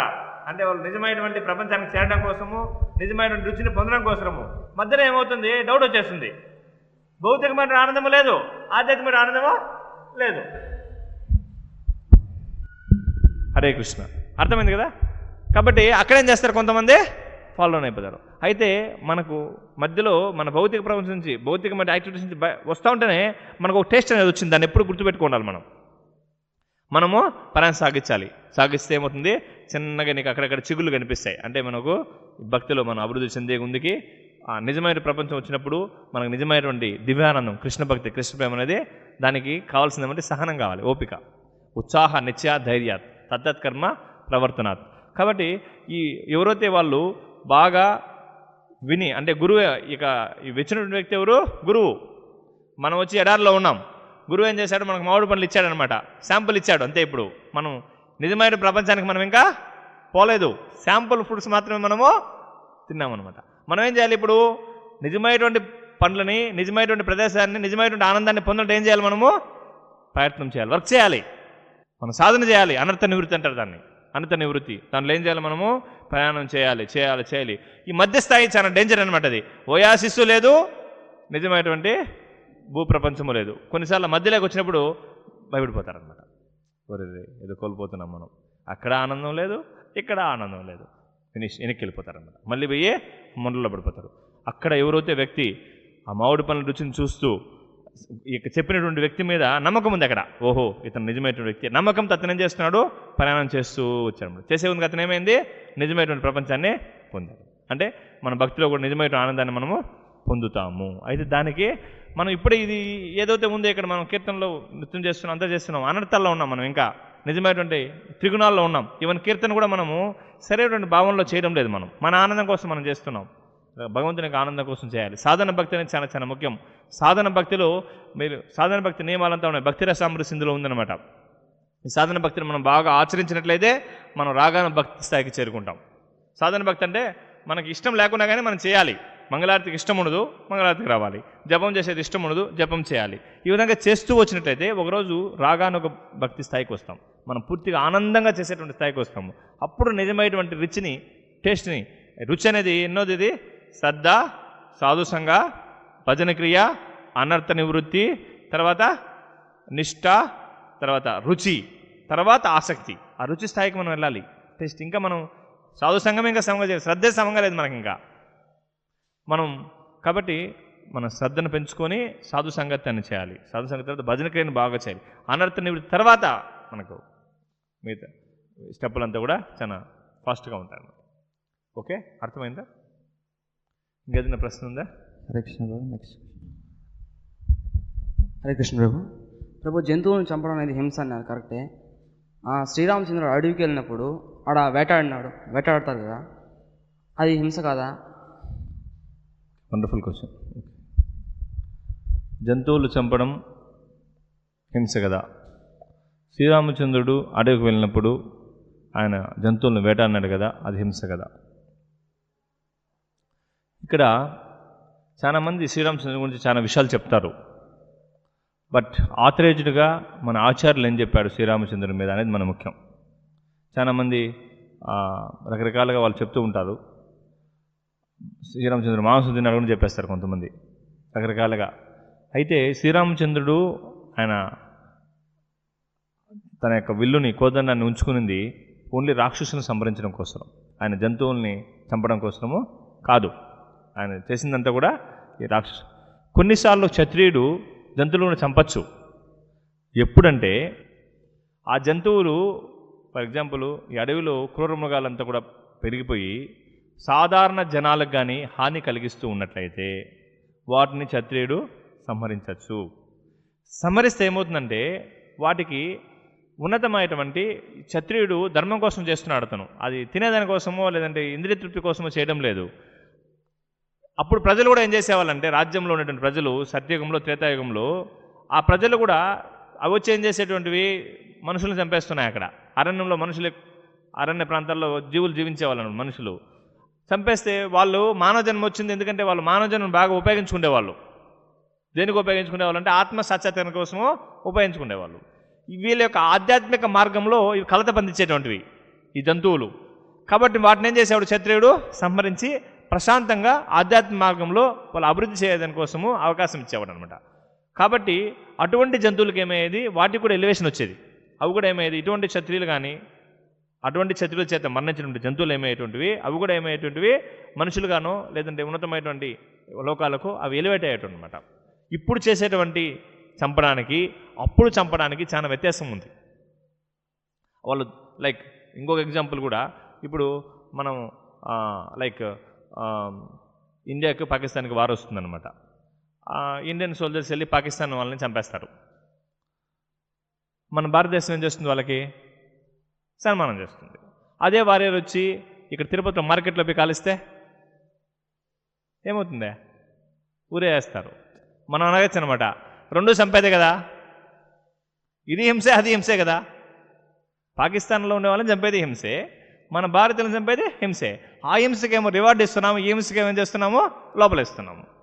ఏం డిఫరెన్స్ అక్కడ? దేశం కోసం చేస్తున్నాడు, ఇక్కడ స్వార్థం కోసం చేస్తున్నాడు. కాబట్టి క్షత్రియుడు ఒకవేళ చేసినా, అతను ఆ యొక్క వేట ఆడినా కానీ అది దేనికోసం చేసేవాడు, తన ఇంద్రియ భోగాల కోసం చేసేవాడు కాదు, అది ప్రజల కోసం చేసేవాడు. దాన్ని కర్మగా తీసుకునేదానికి లేదు. మనం అటువంటి క్షత్రియులు ఎవరు లేరు ఇక్కడ. ప్రపంచం కోసం చేస్తున్న వ్యక్తులు ఎవరు లేరు. కాబట్టి దాన్ని మనము ప్రోత్సహించకూడదు, జంతు హింసని. Okay, clear. నెక్స్ట్ ఇంకేదైనా ప్రశ్న ఉందా?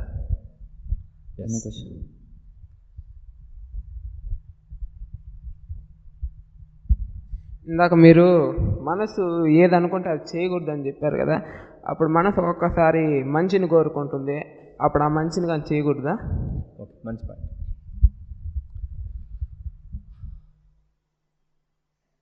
ఆయన ఒక ప్రశ్న వచ్చి మనసు ఏదైతే కోరుకుంటుందో చేయొద్దని చెప్పారు కదా. అంటే ఫస్ట్ ఆఫ్ ఆల్ మనకు మంచి ఏది చెడు ఏది తెలుసుకోవాలన్నమాట.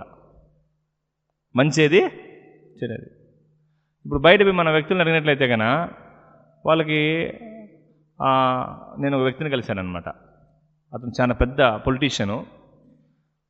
అతనికి ప్రచారం చేస్తూ గో సంరక్షణ గురించి చెప్తే ఆయన చెప్పాడనమాట, అది ఎట్లా వీలవుతుందండి, మన దేశానికి ఎంతో డబ్బులు వస్తుంది కదా, ఎంతోమందికి ఆహారం ఇస్తుంది కదా, గోవుల్ని చంపి అది మనం ఎక్స్పోర్ట్ చేస్తే, కాబట్టి అది అతని దృష్టిలో అదేమదే మంచి. ఇంకోటి వచ్చారనమాట, ఇంకోటి అనుకుంటారనమాట, అతనికి జోబులు కొట్టేది కూడా మంచిది అనమాట. అతనికి దొంగ ఉంటాడు, అతని మనసు ఏమనిపిస్తుందంటే అతను దొంగతనం చేస్తూ ఉంటాడు అనమాట. జోబులు ఇతర యొక్క వ్యక్తుల యొక్క జోబుల్లో డబ్బులు తీసుకున్నప్పుడు అతను కూడా అతనికి మంచి అనిపిస్తుంది. కాబట్టి ఒక్కొక్కరికి ఏం చేశారు, ఇప్పుడు ప్రపంచంలో ఒక్కొక్కరు వాళ్ళ సొంత నియమాలను వాళ్ళు పెట్టేశారనమాట. అది వాళ్ళు ఏమనుకుంటారు, అదే వాళ్ళకి మంచి ఆలోచన అని చెప్పి అనుకుంటారు.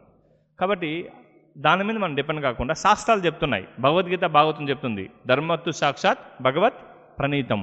ఈవెను మనం ఆచరించేటంతా కూడా మొదటి స్థాయిలో మన మనసు ఇప్పుడు కలుషితమైన స్థాయిలో ఉంది కాబట్టి, మంచి ఏది చెడు ఏది తెలుసుకునేటువంటి స్థితి మనకు లేదు కాబట్టి మనం ఏం చేయాలి, శాస్త్రాలు ఏం చెప్తున్నాయి, సాధువులు ఏం చెప్తున్నారు, గురువు ఏం చెప్తున్నారు, దాని ప్రకారం మనము నడుచుకోవాలి. ఎప్పుడైతే దీని ప్రకారం మనం నడుచుకుంటామో మన దగ్గర ఇంటెలిజెన్స్ ఉంది. అయితే ఇంటెలిజెన్స్ ఏమైంది, పొల్యూట్ అయిపోయింది. అది పొల్యూట్ అయిపోయింది, కల్మషాలతో కూడుకున్నటువంటి ఇంటెలిజెన్స్ ఉంది. కాబట్టి మనం వీలైనంత వరకు మనసు చెప్పేది ఆచరించకుండా శాస్త్రాలు ఏం చెప్తున్నాయి, సాధువులు ఏం చెప్తున్నారు, గురువు ఏం చెప్తున్నారు, దాని ప్రకారం మనం వెళ్ళినట్లయితే కనుక మన మనసు పవిత్రమైనప్పుడు అప్పుడు దాని మీద మనము ఆధారపడచ్చు. మనసు చెప్తుందనమాట, చిన్నగా స్టార్ట్ అవుతుందన్నమాట. జపం చేస్తూ ఉంటాం మనం. జపం చేసేటప్పుడు అది ఇక్కడ ఎందుకు జపం చేస్తావు, అక్కడ పోయి ప్రశాంతంగా ఉంటుంది, అక్కడ జపం చేయమంటుంది. మనకు అది మంచి ఆలోచనగా కనిపిస్తుంది, మంచి ఆలోచనగానే కనిపిస్తుంది అనమాట. ఆడిపోయిన తర్వాత అక్కడెందుకు కొంచెం బయట పోయి చేద్దామని చెప్పి అనిపిస్తుంది అనమాట.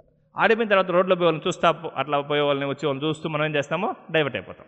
మనసేమో అది మంచిగా చెప్పింది మనకి. తర్వాత ఇంకేం చేస్తుంది, నాయన నువ్వు అది మంచి సైంటిఫిక్ సినిమా అని చెప్పిపోతారనమాట.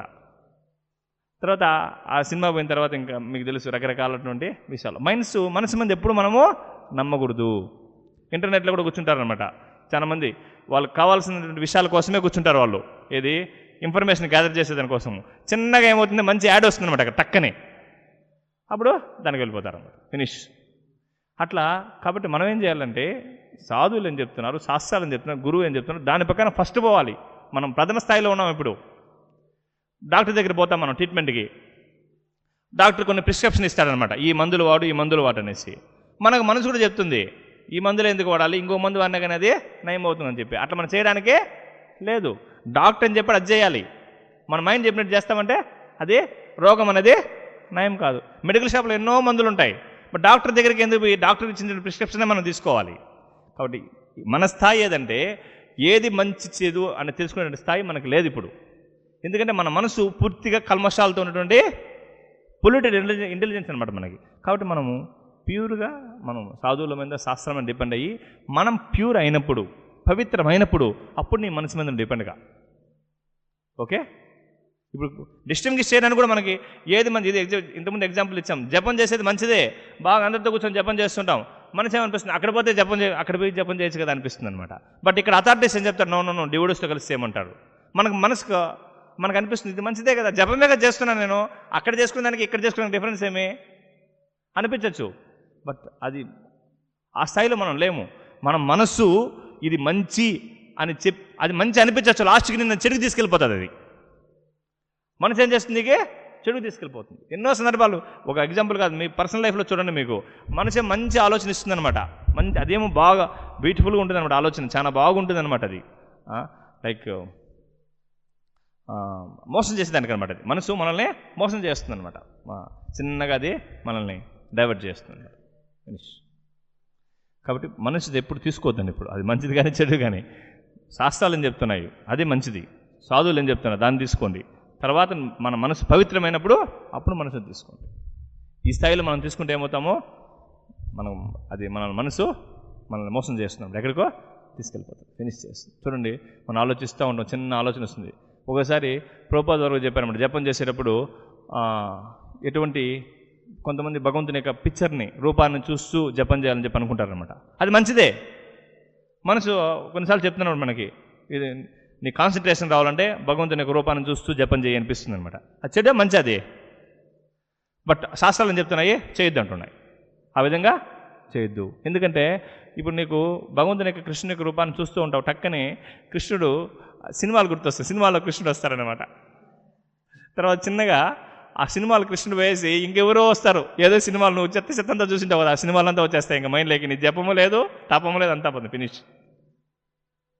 మనసు ఏమో ఫస్ట్లో నీకు బాగా కృష్ణ చైతన్యం మంచి గుడ్ క్వాలిటీస్ తెప్పిస్తుంది, అక్కడికి అనిపిస్తుంది అట్లా. బట్ లాస్ట్ నేను బురదలోకి తీసుకెళ్ళిపోతుంది, బురదలోకే. కాబట్టి మనసు మాట మాత్రము అది వినే మనం ఇంత అల్లాడుతున్నది, ఇక్కడ భయంకరంగా అల్లాడుతున్నాం అనమాట. వినొద్దండి please. Okay, Hare Krishna. Any other question? Last question. ప్రభు, మీరు మనసు నమ్మకూడదు అంటున్నారు, కానీ దేన్ని నమ్మాలి మనం? అంటే కొందరు ఆత్మ ప్రకారం ఆత్మ నమ్మితే బాగుంటుంది అంటారు, ఆత్మ ప్రకారం పోతే ఏదైనా జరుగుతుంది మంచి కార్యం కూడా అంటారు కదా, దేన్ని నమ్మాలి? Very good question. ఇప్పుడు మనం ఫస్ట్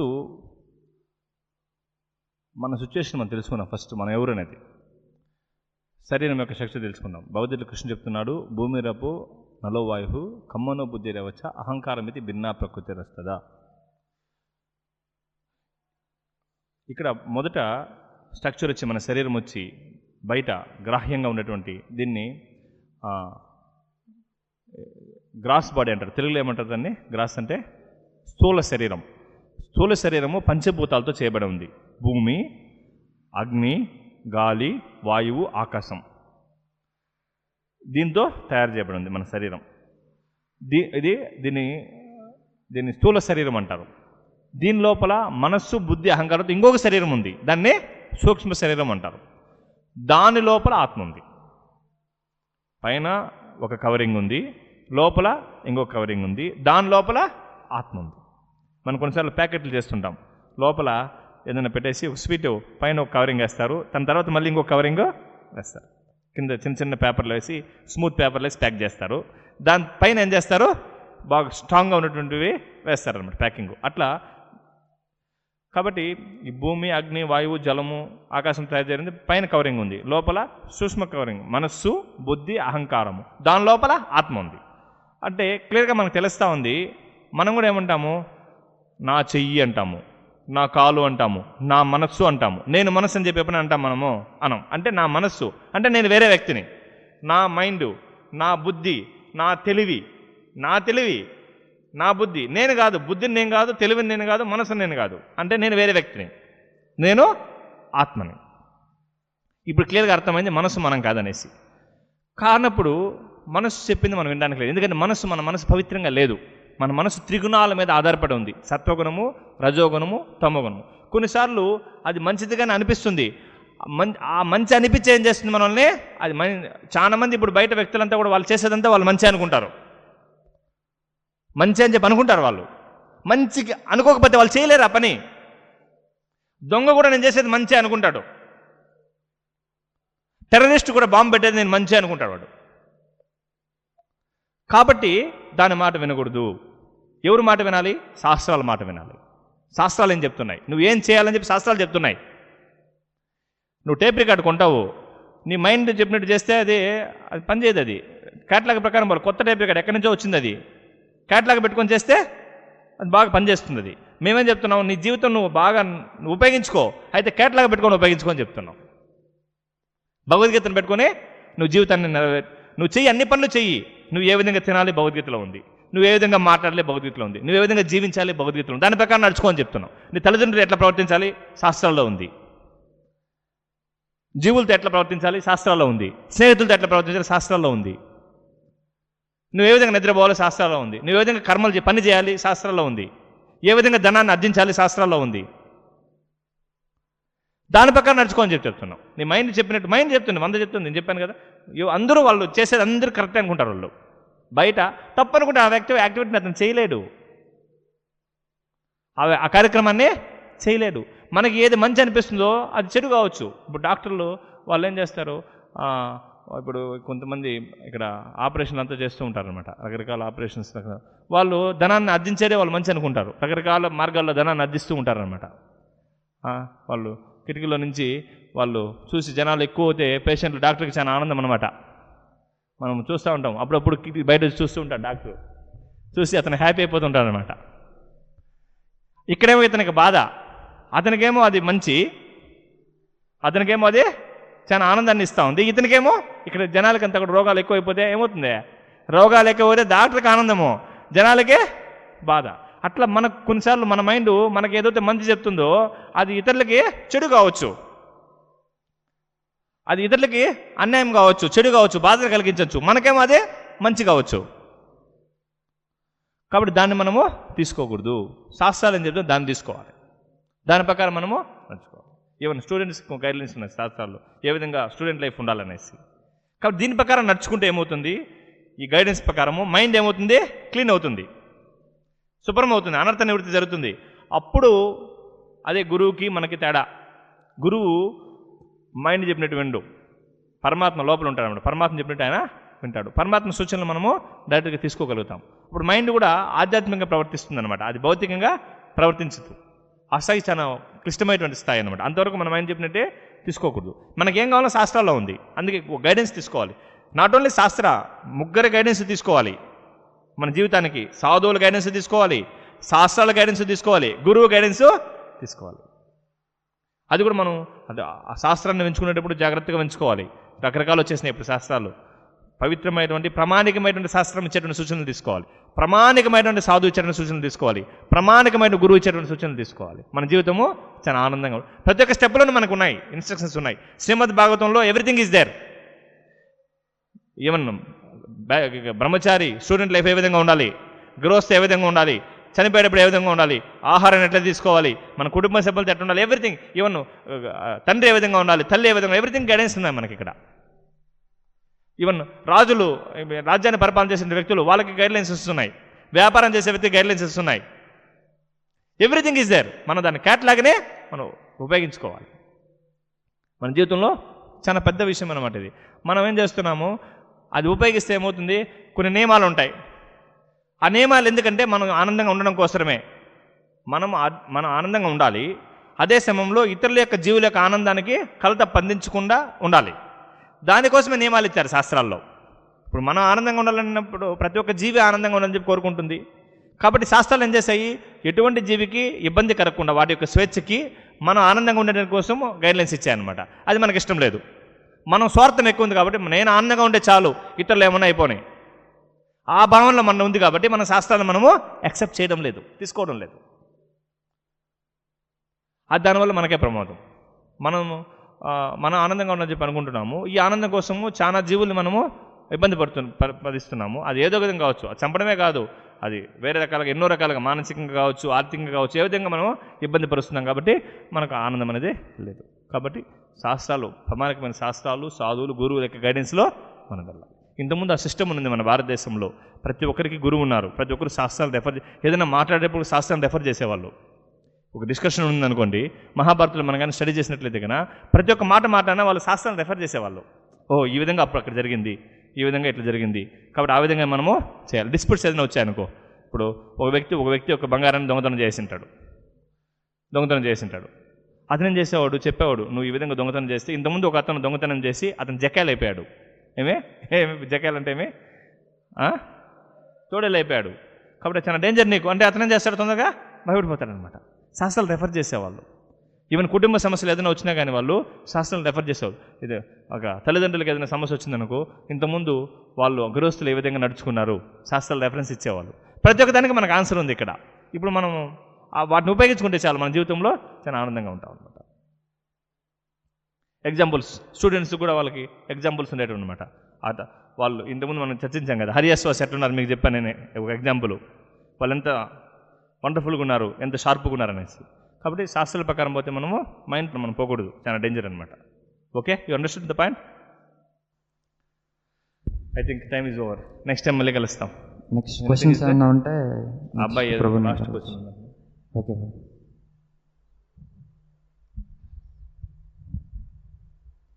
ఇంకా ఏమైనా క్వశ్చన్స్ ఉంటే నెక్స్ట్ కాంటాక్ట్ అవ్వచ్చు.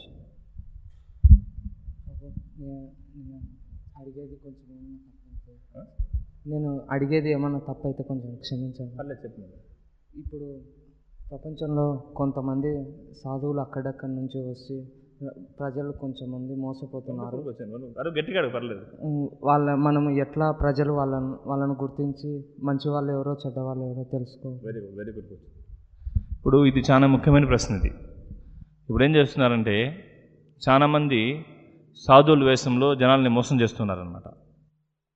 చాలా డేంజర్. దానివల్ల ఏమవుతుందంటే జనాల్లో ఈ ఫెయిత్ అనేది పోతుంది. సాధువుల మీదే అందరినీ అదే అనుకుంటారు. ఎవరు కాషాయం వేసుకుంటే అట్లా వాడు అనుకునేస్తారు అనమాట.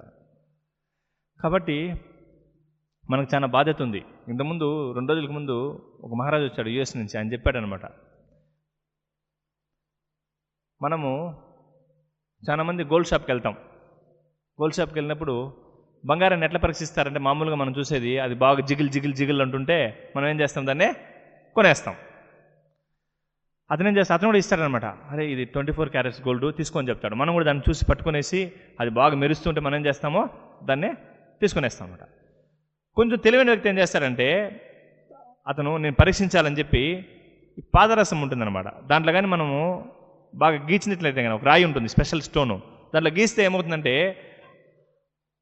పాదరసంలో కానీ అది గీకినట్లయితే కన్నా ఒరిజినల్ అవుతే అట్లే ఉంటుంది ఆ గీటు. నకిలీ అవుతే ఏమవుతుంది, అదే పోతుంది. అతను ఎప్పుడైతే అది మనం గీకడానికి ప్రయత్నం చేస్తామో తక్షణమే అతను ఏమంటాడు, లేదు నీకు ఇంకొక స్పెషల్ ఐటమ్ ఉంది లోపల, అది ఇస్తానని చెప్పి దాన్ని తీసుకునేస్తాడు. అంటే అతనికి తెలుసు అనమాట, ఇతనికి బంగారాన్ని ఎట్లా పరీక్షించాలో ఇతనికి తెలుసు అనేది అతనికి తెలుసు. కాబట్టి అతను ఏం చేస్తాడు, వేరే మంచి ఒరిజినల్ ఐటమ్ మనకి తెచ్చిస్తాడు అనమాట. అదేవిధంగా మనం పట్టు వస్త్రాలకు వెళ్తాం. వస్త్రాలకు వెళ్ళినప్పుడు మనం ఏం చేస్తాము, చూస్తూ ఉన్నాడు బాగా షైనింగ్ ఉంటాయి, పట్టుకుంటాం, బాగా గరగర బాగుంటుంది అనమాట.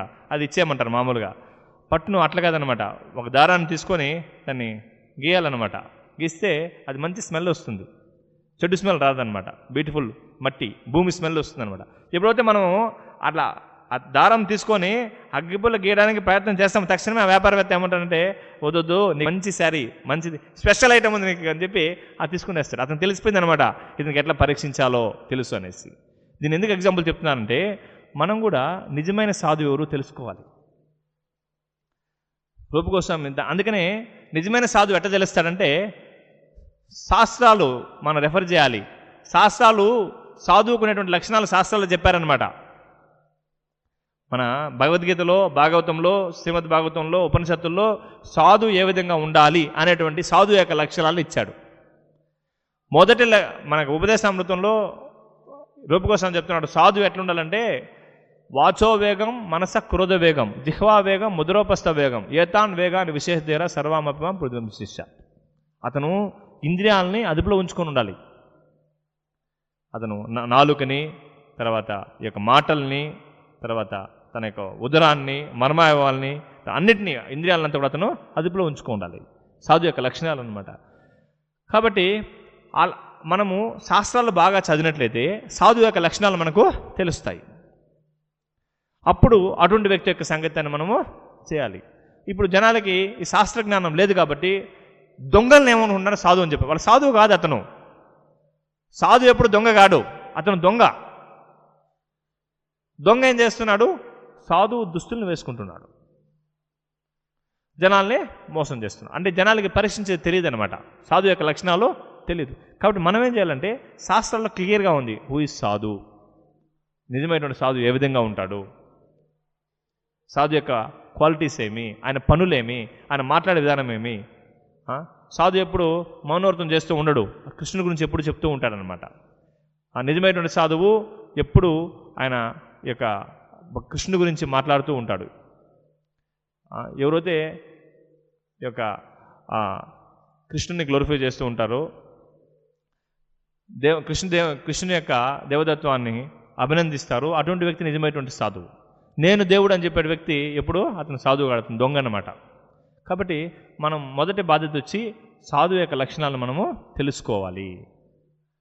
సాధువు యొక్క భావనలో ఆయన ఏ విధంగా మాట్లాడతాడు, ఏ విధంగా నడుచుకుంటాడు. అతను గురువు ఉండాలి. నిజమైనటువంటి సాధువుకి నిజమైనటువంటి వ్యక్తికి ఆయన గురువు ఉండాలి, ఆయనకు ఇంకొక గురువుకి గురువు ఉండాలి, ఆ పరంపర కృష్ణునికి కనెక్ట్ అయి ఉండాలి. ఆ విధంగా చాలా లక్షణాలు ఉన్నాయి శాస్త్రాల్లో, సాధువుకునే లక్షణాలు. ఆ లక్షణాలను మనం తెలుసుకొని ఇతరులకు మనం చెప్పాలి. అటువంటి వ్యక్తుల యొక్క మనం ఎప్పుడో చెప్పాము ఇంతకుముందు, 10 సంవత్సరాల నుంచి మన భక్తులు చెప్తున్నారు చీటింగ్ పీపుల్ ఉన్నారు, వాళ్ళు మోసం చేస్తున్నారు అని చెప్పి ఇప్పుడు జనాలు ఇప్పుడు రియలైజ్ అవుతున్నారు. కాబట్టి మనం వాళ్ళని మన నిజమైనటువంటి సాధువులతో పోల్చడానికి లేదు. అదే సమయంలో అటువంటి వాళ్ళకి అవకాశం కూడా ఇవ్వకూడదు అనమాట. మనం శాస్త్రాలను బాగా చదవాలి, జ్ఞానం అనేది బాగా మనం పొందాలి. సాధువు ఎప్పుడు అతను ప్రైవేట్ లైఫ్ అనేది ఉండదు సాధువుకి ప్రైవేట్ లైఫ్ అంటే అది ఏమంటారు దాని తెలుగులో, సొంత జీవితం ఉండదు, ఎప్పుడు ఓపెన్ బుక్. ఇప్పుడు మనం చూస్తున్నాం ఇక్కడ బ్రహ్మచారీస్ ఉన్నారు, వాళ్ళకైనా సపరేట్ లైఫ్ ఉంది వాళ్ళకి. ఇక్కడ చాలామంది శ్రేయస్ పిల్లకలు ఉన్నారు, 24 hours పబ్లిక్లో ఉంటారు. ఇక్కడ చూసారా మీరు, ఇక్కడ మన సాధువులు ప్రైవేట్ లైఫ్ ఏం లేదు ఇక్కడ. అంటే అదేమంటారయ్యా ప్రైవేట్ లైఫ్ అంటే తెలుగులో, వ్యక్తిగతంగా సపరేట్ లైఫ్ అన్నమాట. ఆహారం తీసుకునేది అందరూ కలిసి తీసుకుంటారు, ఇక్కడ నిద్రపోయేది అందరూ నిద్రపోతారు కలిసి. ప్రతి ఒక్క కార్యక్రమం ఏం చేస్తారు ఇస్కాన్లో, ఓపెన్. పబ్లిక్లో ఒక లైఫ్, బ్యాక్ సైడ్ ఒక లైఫ్ లేదు మనకి ఇక్కడ ఇస్కాన్లో. ఈ దొంగలకి మాత్రం ఉంటుంది అది. వాళ్ళు ఏం చేస్తారు, వాళ్ళు పబ్లిక్లోకి వచ్చినప్పుడు ఒక వ్యక్తి అనమాట, మాట్లాడేది కానీ చేసేది కానీ అంతా, బట్ బ్యాక్ సైడ్ చూస్తే వాళ్ళు. కాబట్టి ఈ డబుల్ లైఫ్ ఉన్న వాళ్ళని ఎప్పుడు నమ్మద్దండి. నిజమైన సాధువు ఎప్పుడు ఓపెన్గా ఉంటాడు, ఎప్పుడు అతను ఓపెన్గా ఉంటాడు అనమాట. కృష్ణుని అతను గుర్తిస్తాడు, కృష్ణుని యొక్క దేవదత్వాన్ని గుర్తిస్తాడు అనమాట. మీకు ఎగ్జాంపుల్ ఇచ్చాను నేను సాధువు అంటే ఎట్లా ఉండాలనేసి. ఇక్కడ మన డివోడీస్ ఇంతమంది ఉన్నారు, బ్రహ్మచారీస్ అందరితో కలిసి ఉంటారు, మాట్లాడేది కానీ తర్వాత యొక్క తినడం కానీ అన్నీ కూడా వాళ్ళు ఓపెన్ అనమాట, ప్రతి ఒక్కరు చూడొచ్చు అనమాట. ఒకసారి ఏమైందంటే ఒక 7-8 years బ్యాక్ అనమాట, ఒక ప్రఖ్యాత ఛానల్ వ్యక్తి వచ్చారనమాట. అప్పుడు ఆ ఛానల్ చాలా ఫెరోషియస్గా ఉందన్నమాట, అందరినీ బ్లాక్మెయిల్ చేయడము, భయపెట్టడం అంతా చేస్తూ ఉన్నారనమాట. నా దగ్గరికి వచ్చారనమాట. నా దగ్గరికి వచ్చి, అవును మీ ఆశ్రమంలో ఏమేమో జరుగుతున్నాయంట, మాకు ఇన్ఫర్మేషన్ వచ్చింది, మేము సీక్రెట్ కెమెరాలు పెట్టాలని చెప్పాడనమాట. సరే కూర్చోమని చెప్పాను నేను. మళ్ళీ ఏదేదో మాట్లాడుతూ వచ్చాను. నేను చెప్పాను సీక్రెట్ కెమెరా అవసరం లేదు, ఇక్కడ గెస్ట్ హౌస్ ఉంది, 1 నెల నువ్వు వెళ్ళేదానికి లేదు ఇక్కడి నుంచి అని చెప్పాను నేను. 1 month నీకు రూమ్ ఇస్తున్నాను, తెల్లవారి నుంచి సాయంత్రం వరకు మాతోనే ఉండాలి నువ్వు, మళ్ళీ సాయంత్రం నుంచి రాత్రి తెల్లవారి వరకు నువ్వు 24 hours మాతోనే ఉండాలి, ఓపెన్ కెమెరాస్ పెట్టమని చెప్పాను నేను. సీక్రెట్ కెమెరా ఓపెన్గా పెట్టు, 24 hours నాతోనే ఉండని చెప్పాను. నా రూమ్లో పడుకో, నాతోనే తిను, నాతోనే మంగళారతిలు అయ్యి, నాతోనే జపం చెయ్యి. బిత్తరపోయినాడు అతను. మాకు ప్రైవేట్ లైఫ్ లేదు నాయనా, నువ్వు సీక్రెట్ కెమెరాలు పెట్టాల్సిన పని లేదు, నాతోనే ఉండి అంటున్నాను కదా, నేను నా రూమ్లో ఉండి అంటున్నాను కదా అని చెప్పారు అనమాట. మళ్ళీ అతను సరెండర్ అయిపోయినాడు. పైన కూర్చున్న వ్యక్తి లాస్ట్ కింద కూర్చొని వేసాడు అనమాట. అట్లా మనం భయపడాల్సిన పని లేదనమాట. నిజమైనటువంటి సాధువు ఎప్పుడు భయపడ్డు. అది ఓపెన్ కెమెరాలు పెట్టచ్చు, సీక్రెట్ ఏదైనా పెట్టచ్చు అనమాట, మనకేముంది. ఓపెన్ లైఫ్ మనది, ఓపెన్ బుక్ అనమాట. సాధువుది ఓపెన్, అందరికీ ఓపెన్ అనమాట. కాబట్టి ఈ కలియుగంలో ఎక్కువ ఈ దొంగలు ఏం చేస్తారంటే, ఈ సాధువుల్ని ఏమైనా మార్కండేయమని కూడా చెప్తున్నారు అనమాట. ఈ యొక్క దొంగలు ఏం చేస్తారంటే కాషాయ వస్త్రాలు వేషం వేసుకొని జనాల్ని మోసం చేస్తారనమాట, భయంకరంగా మోసం చేస్తారు. కాబట్టి మనం చాలా జాగ్రత్తగా అటువంటి వాళ్ళని చాలా తీవ్రంగా కూడా వాళ్ళని శిక్షించాలి కూడా. అది ప్రభుత్వ బాధ్యత. అది మనం కూడా ఏం చేయాలంటే జనాన్ని ఎడ్యుకేట్ చేయాలి. నిజమైన సాధువు ఎవరు, నిజమైనటువంటి వ్యక్తి ఎవరు, సాధు యొక్క గుణాలు ఏవి, అవంతా కూడా మనం వాళ్ళకి తెలపాలన్నమాట. ముఖ్యంగా మన సాధు యొక్క గుణాలను తెలుసుకొని ఆయన యొక్క యాక్టివిటీస్, ఆయన యొక్క కార్యక్రమాలు ఏ విధంగా ఉంటాయి తెలుసుకొని, ఆ లక్షణాలు తెలుసుకొని మన జనాలకి వివరించాలి. హరే కృష్ణ. అర్థమైందన్నా? ఓకే, ఇప్పటికే టైం అయిపోయింది, 1/2 hour ముగిస్తూ. బెస్ట్ క్వశ్చన్, బెస్ట్ క్వశ్చన్ అన్ని బెస్ట్ క్వశ్చన్సే, నేను సెలెక్ట్ చేయలేము.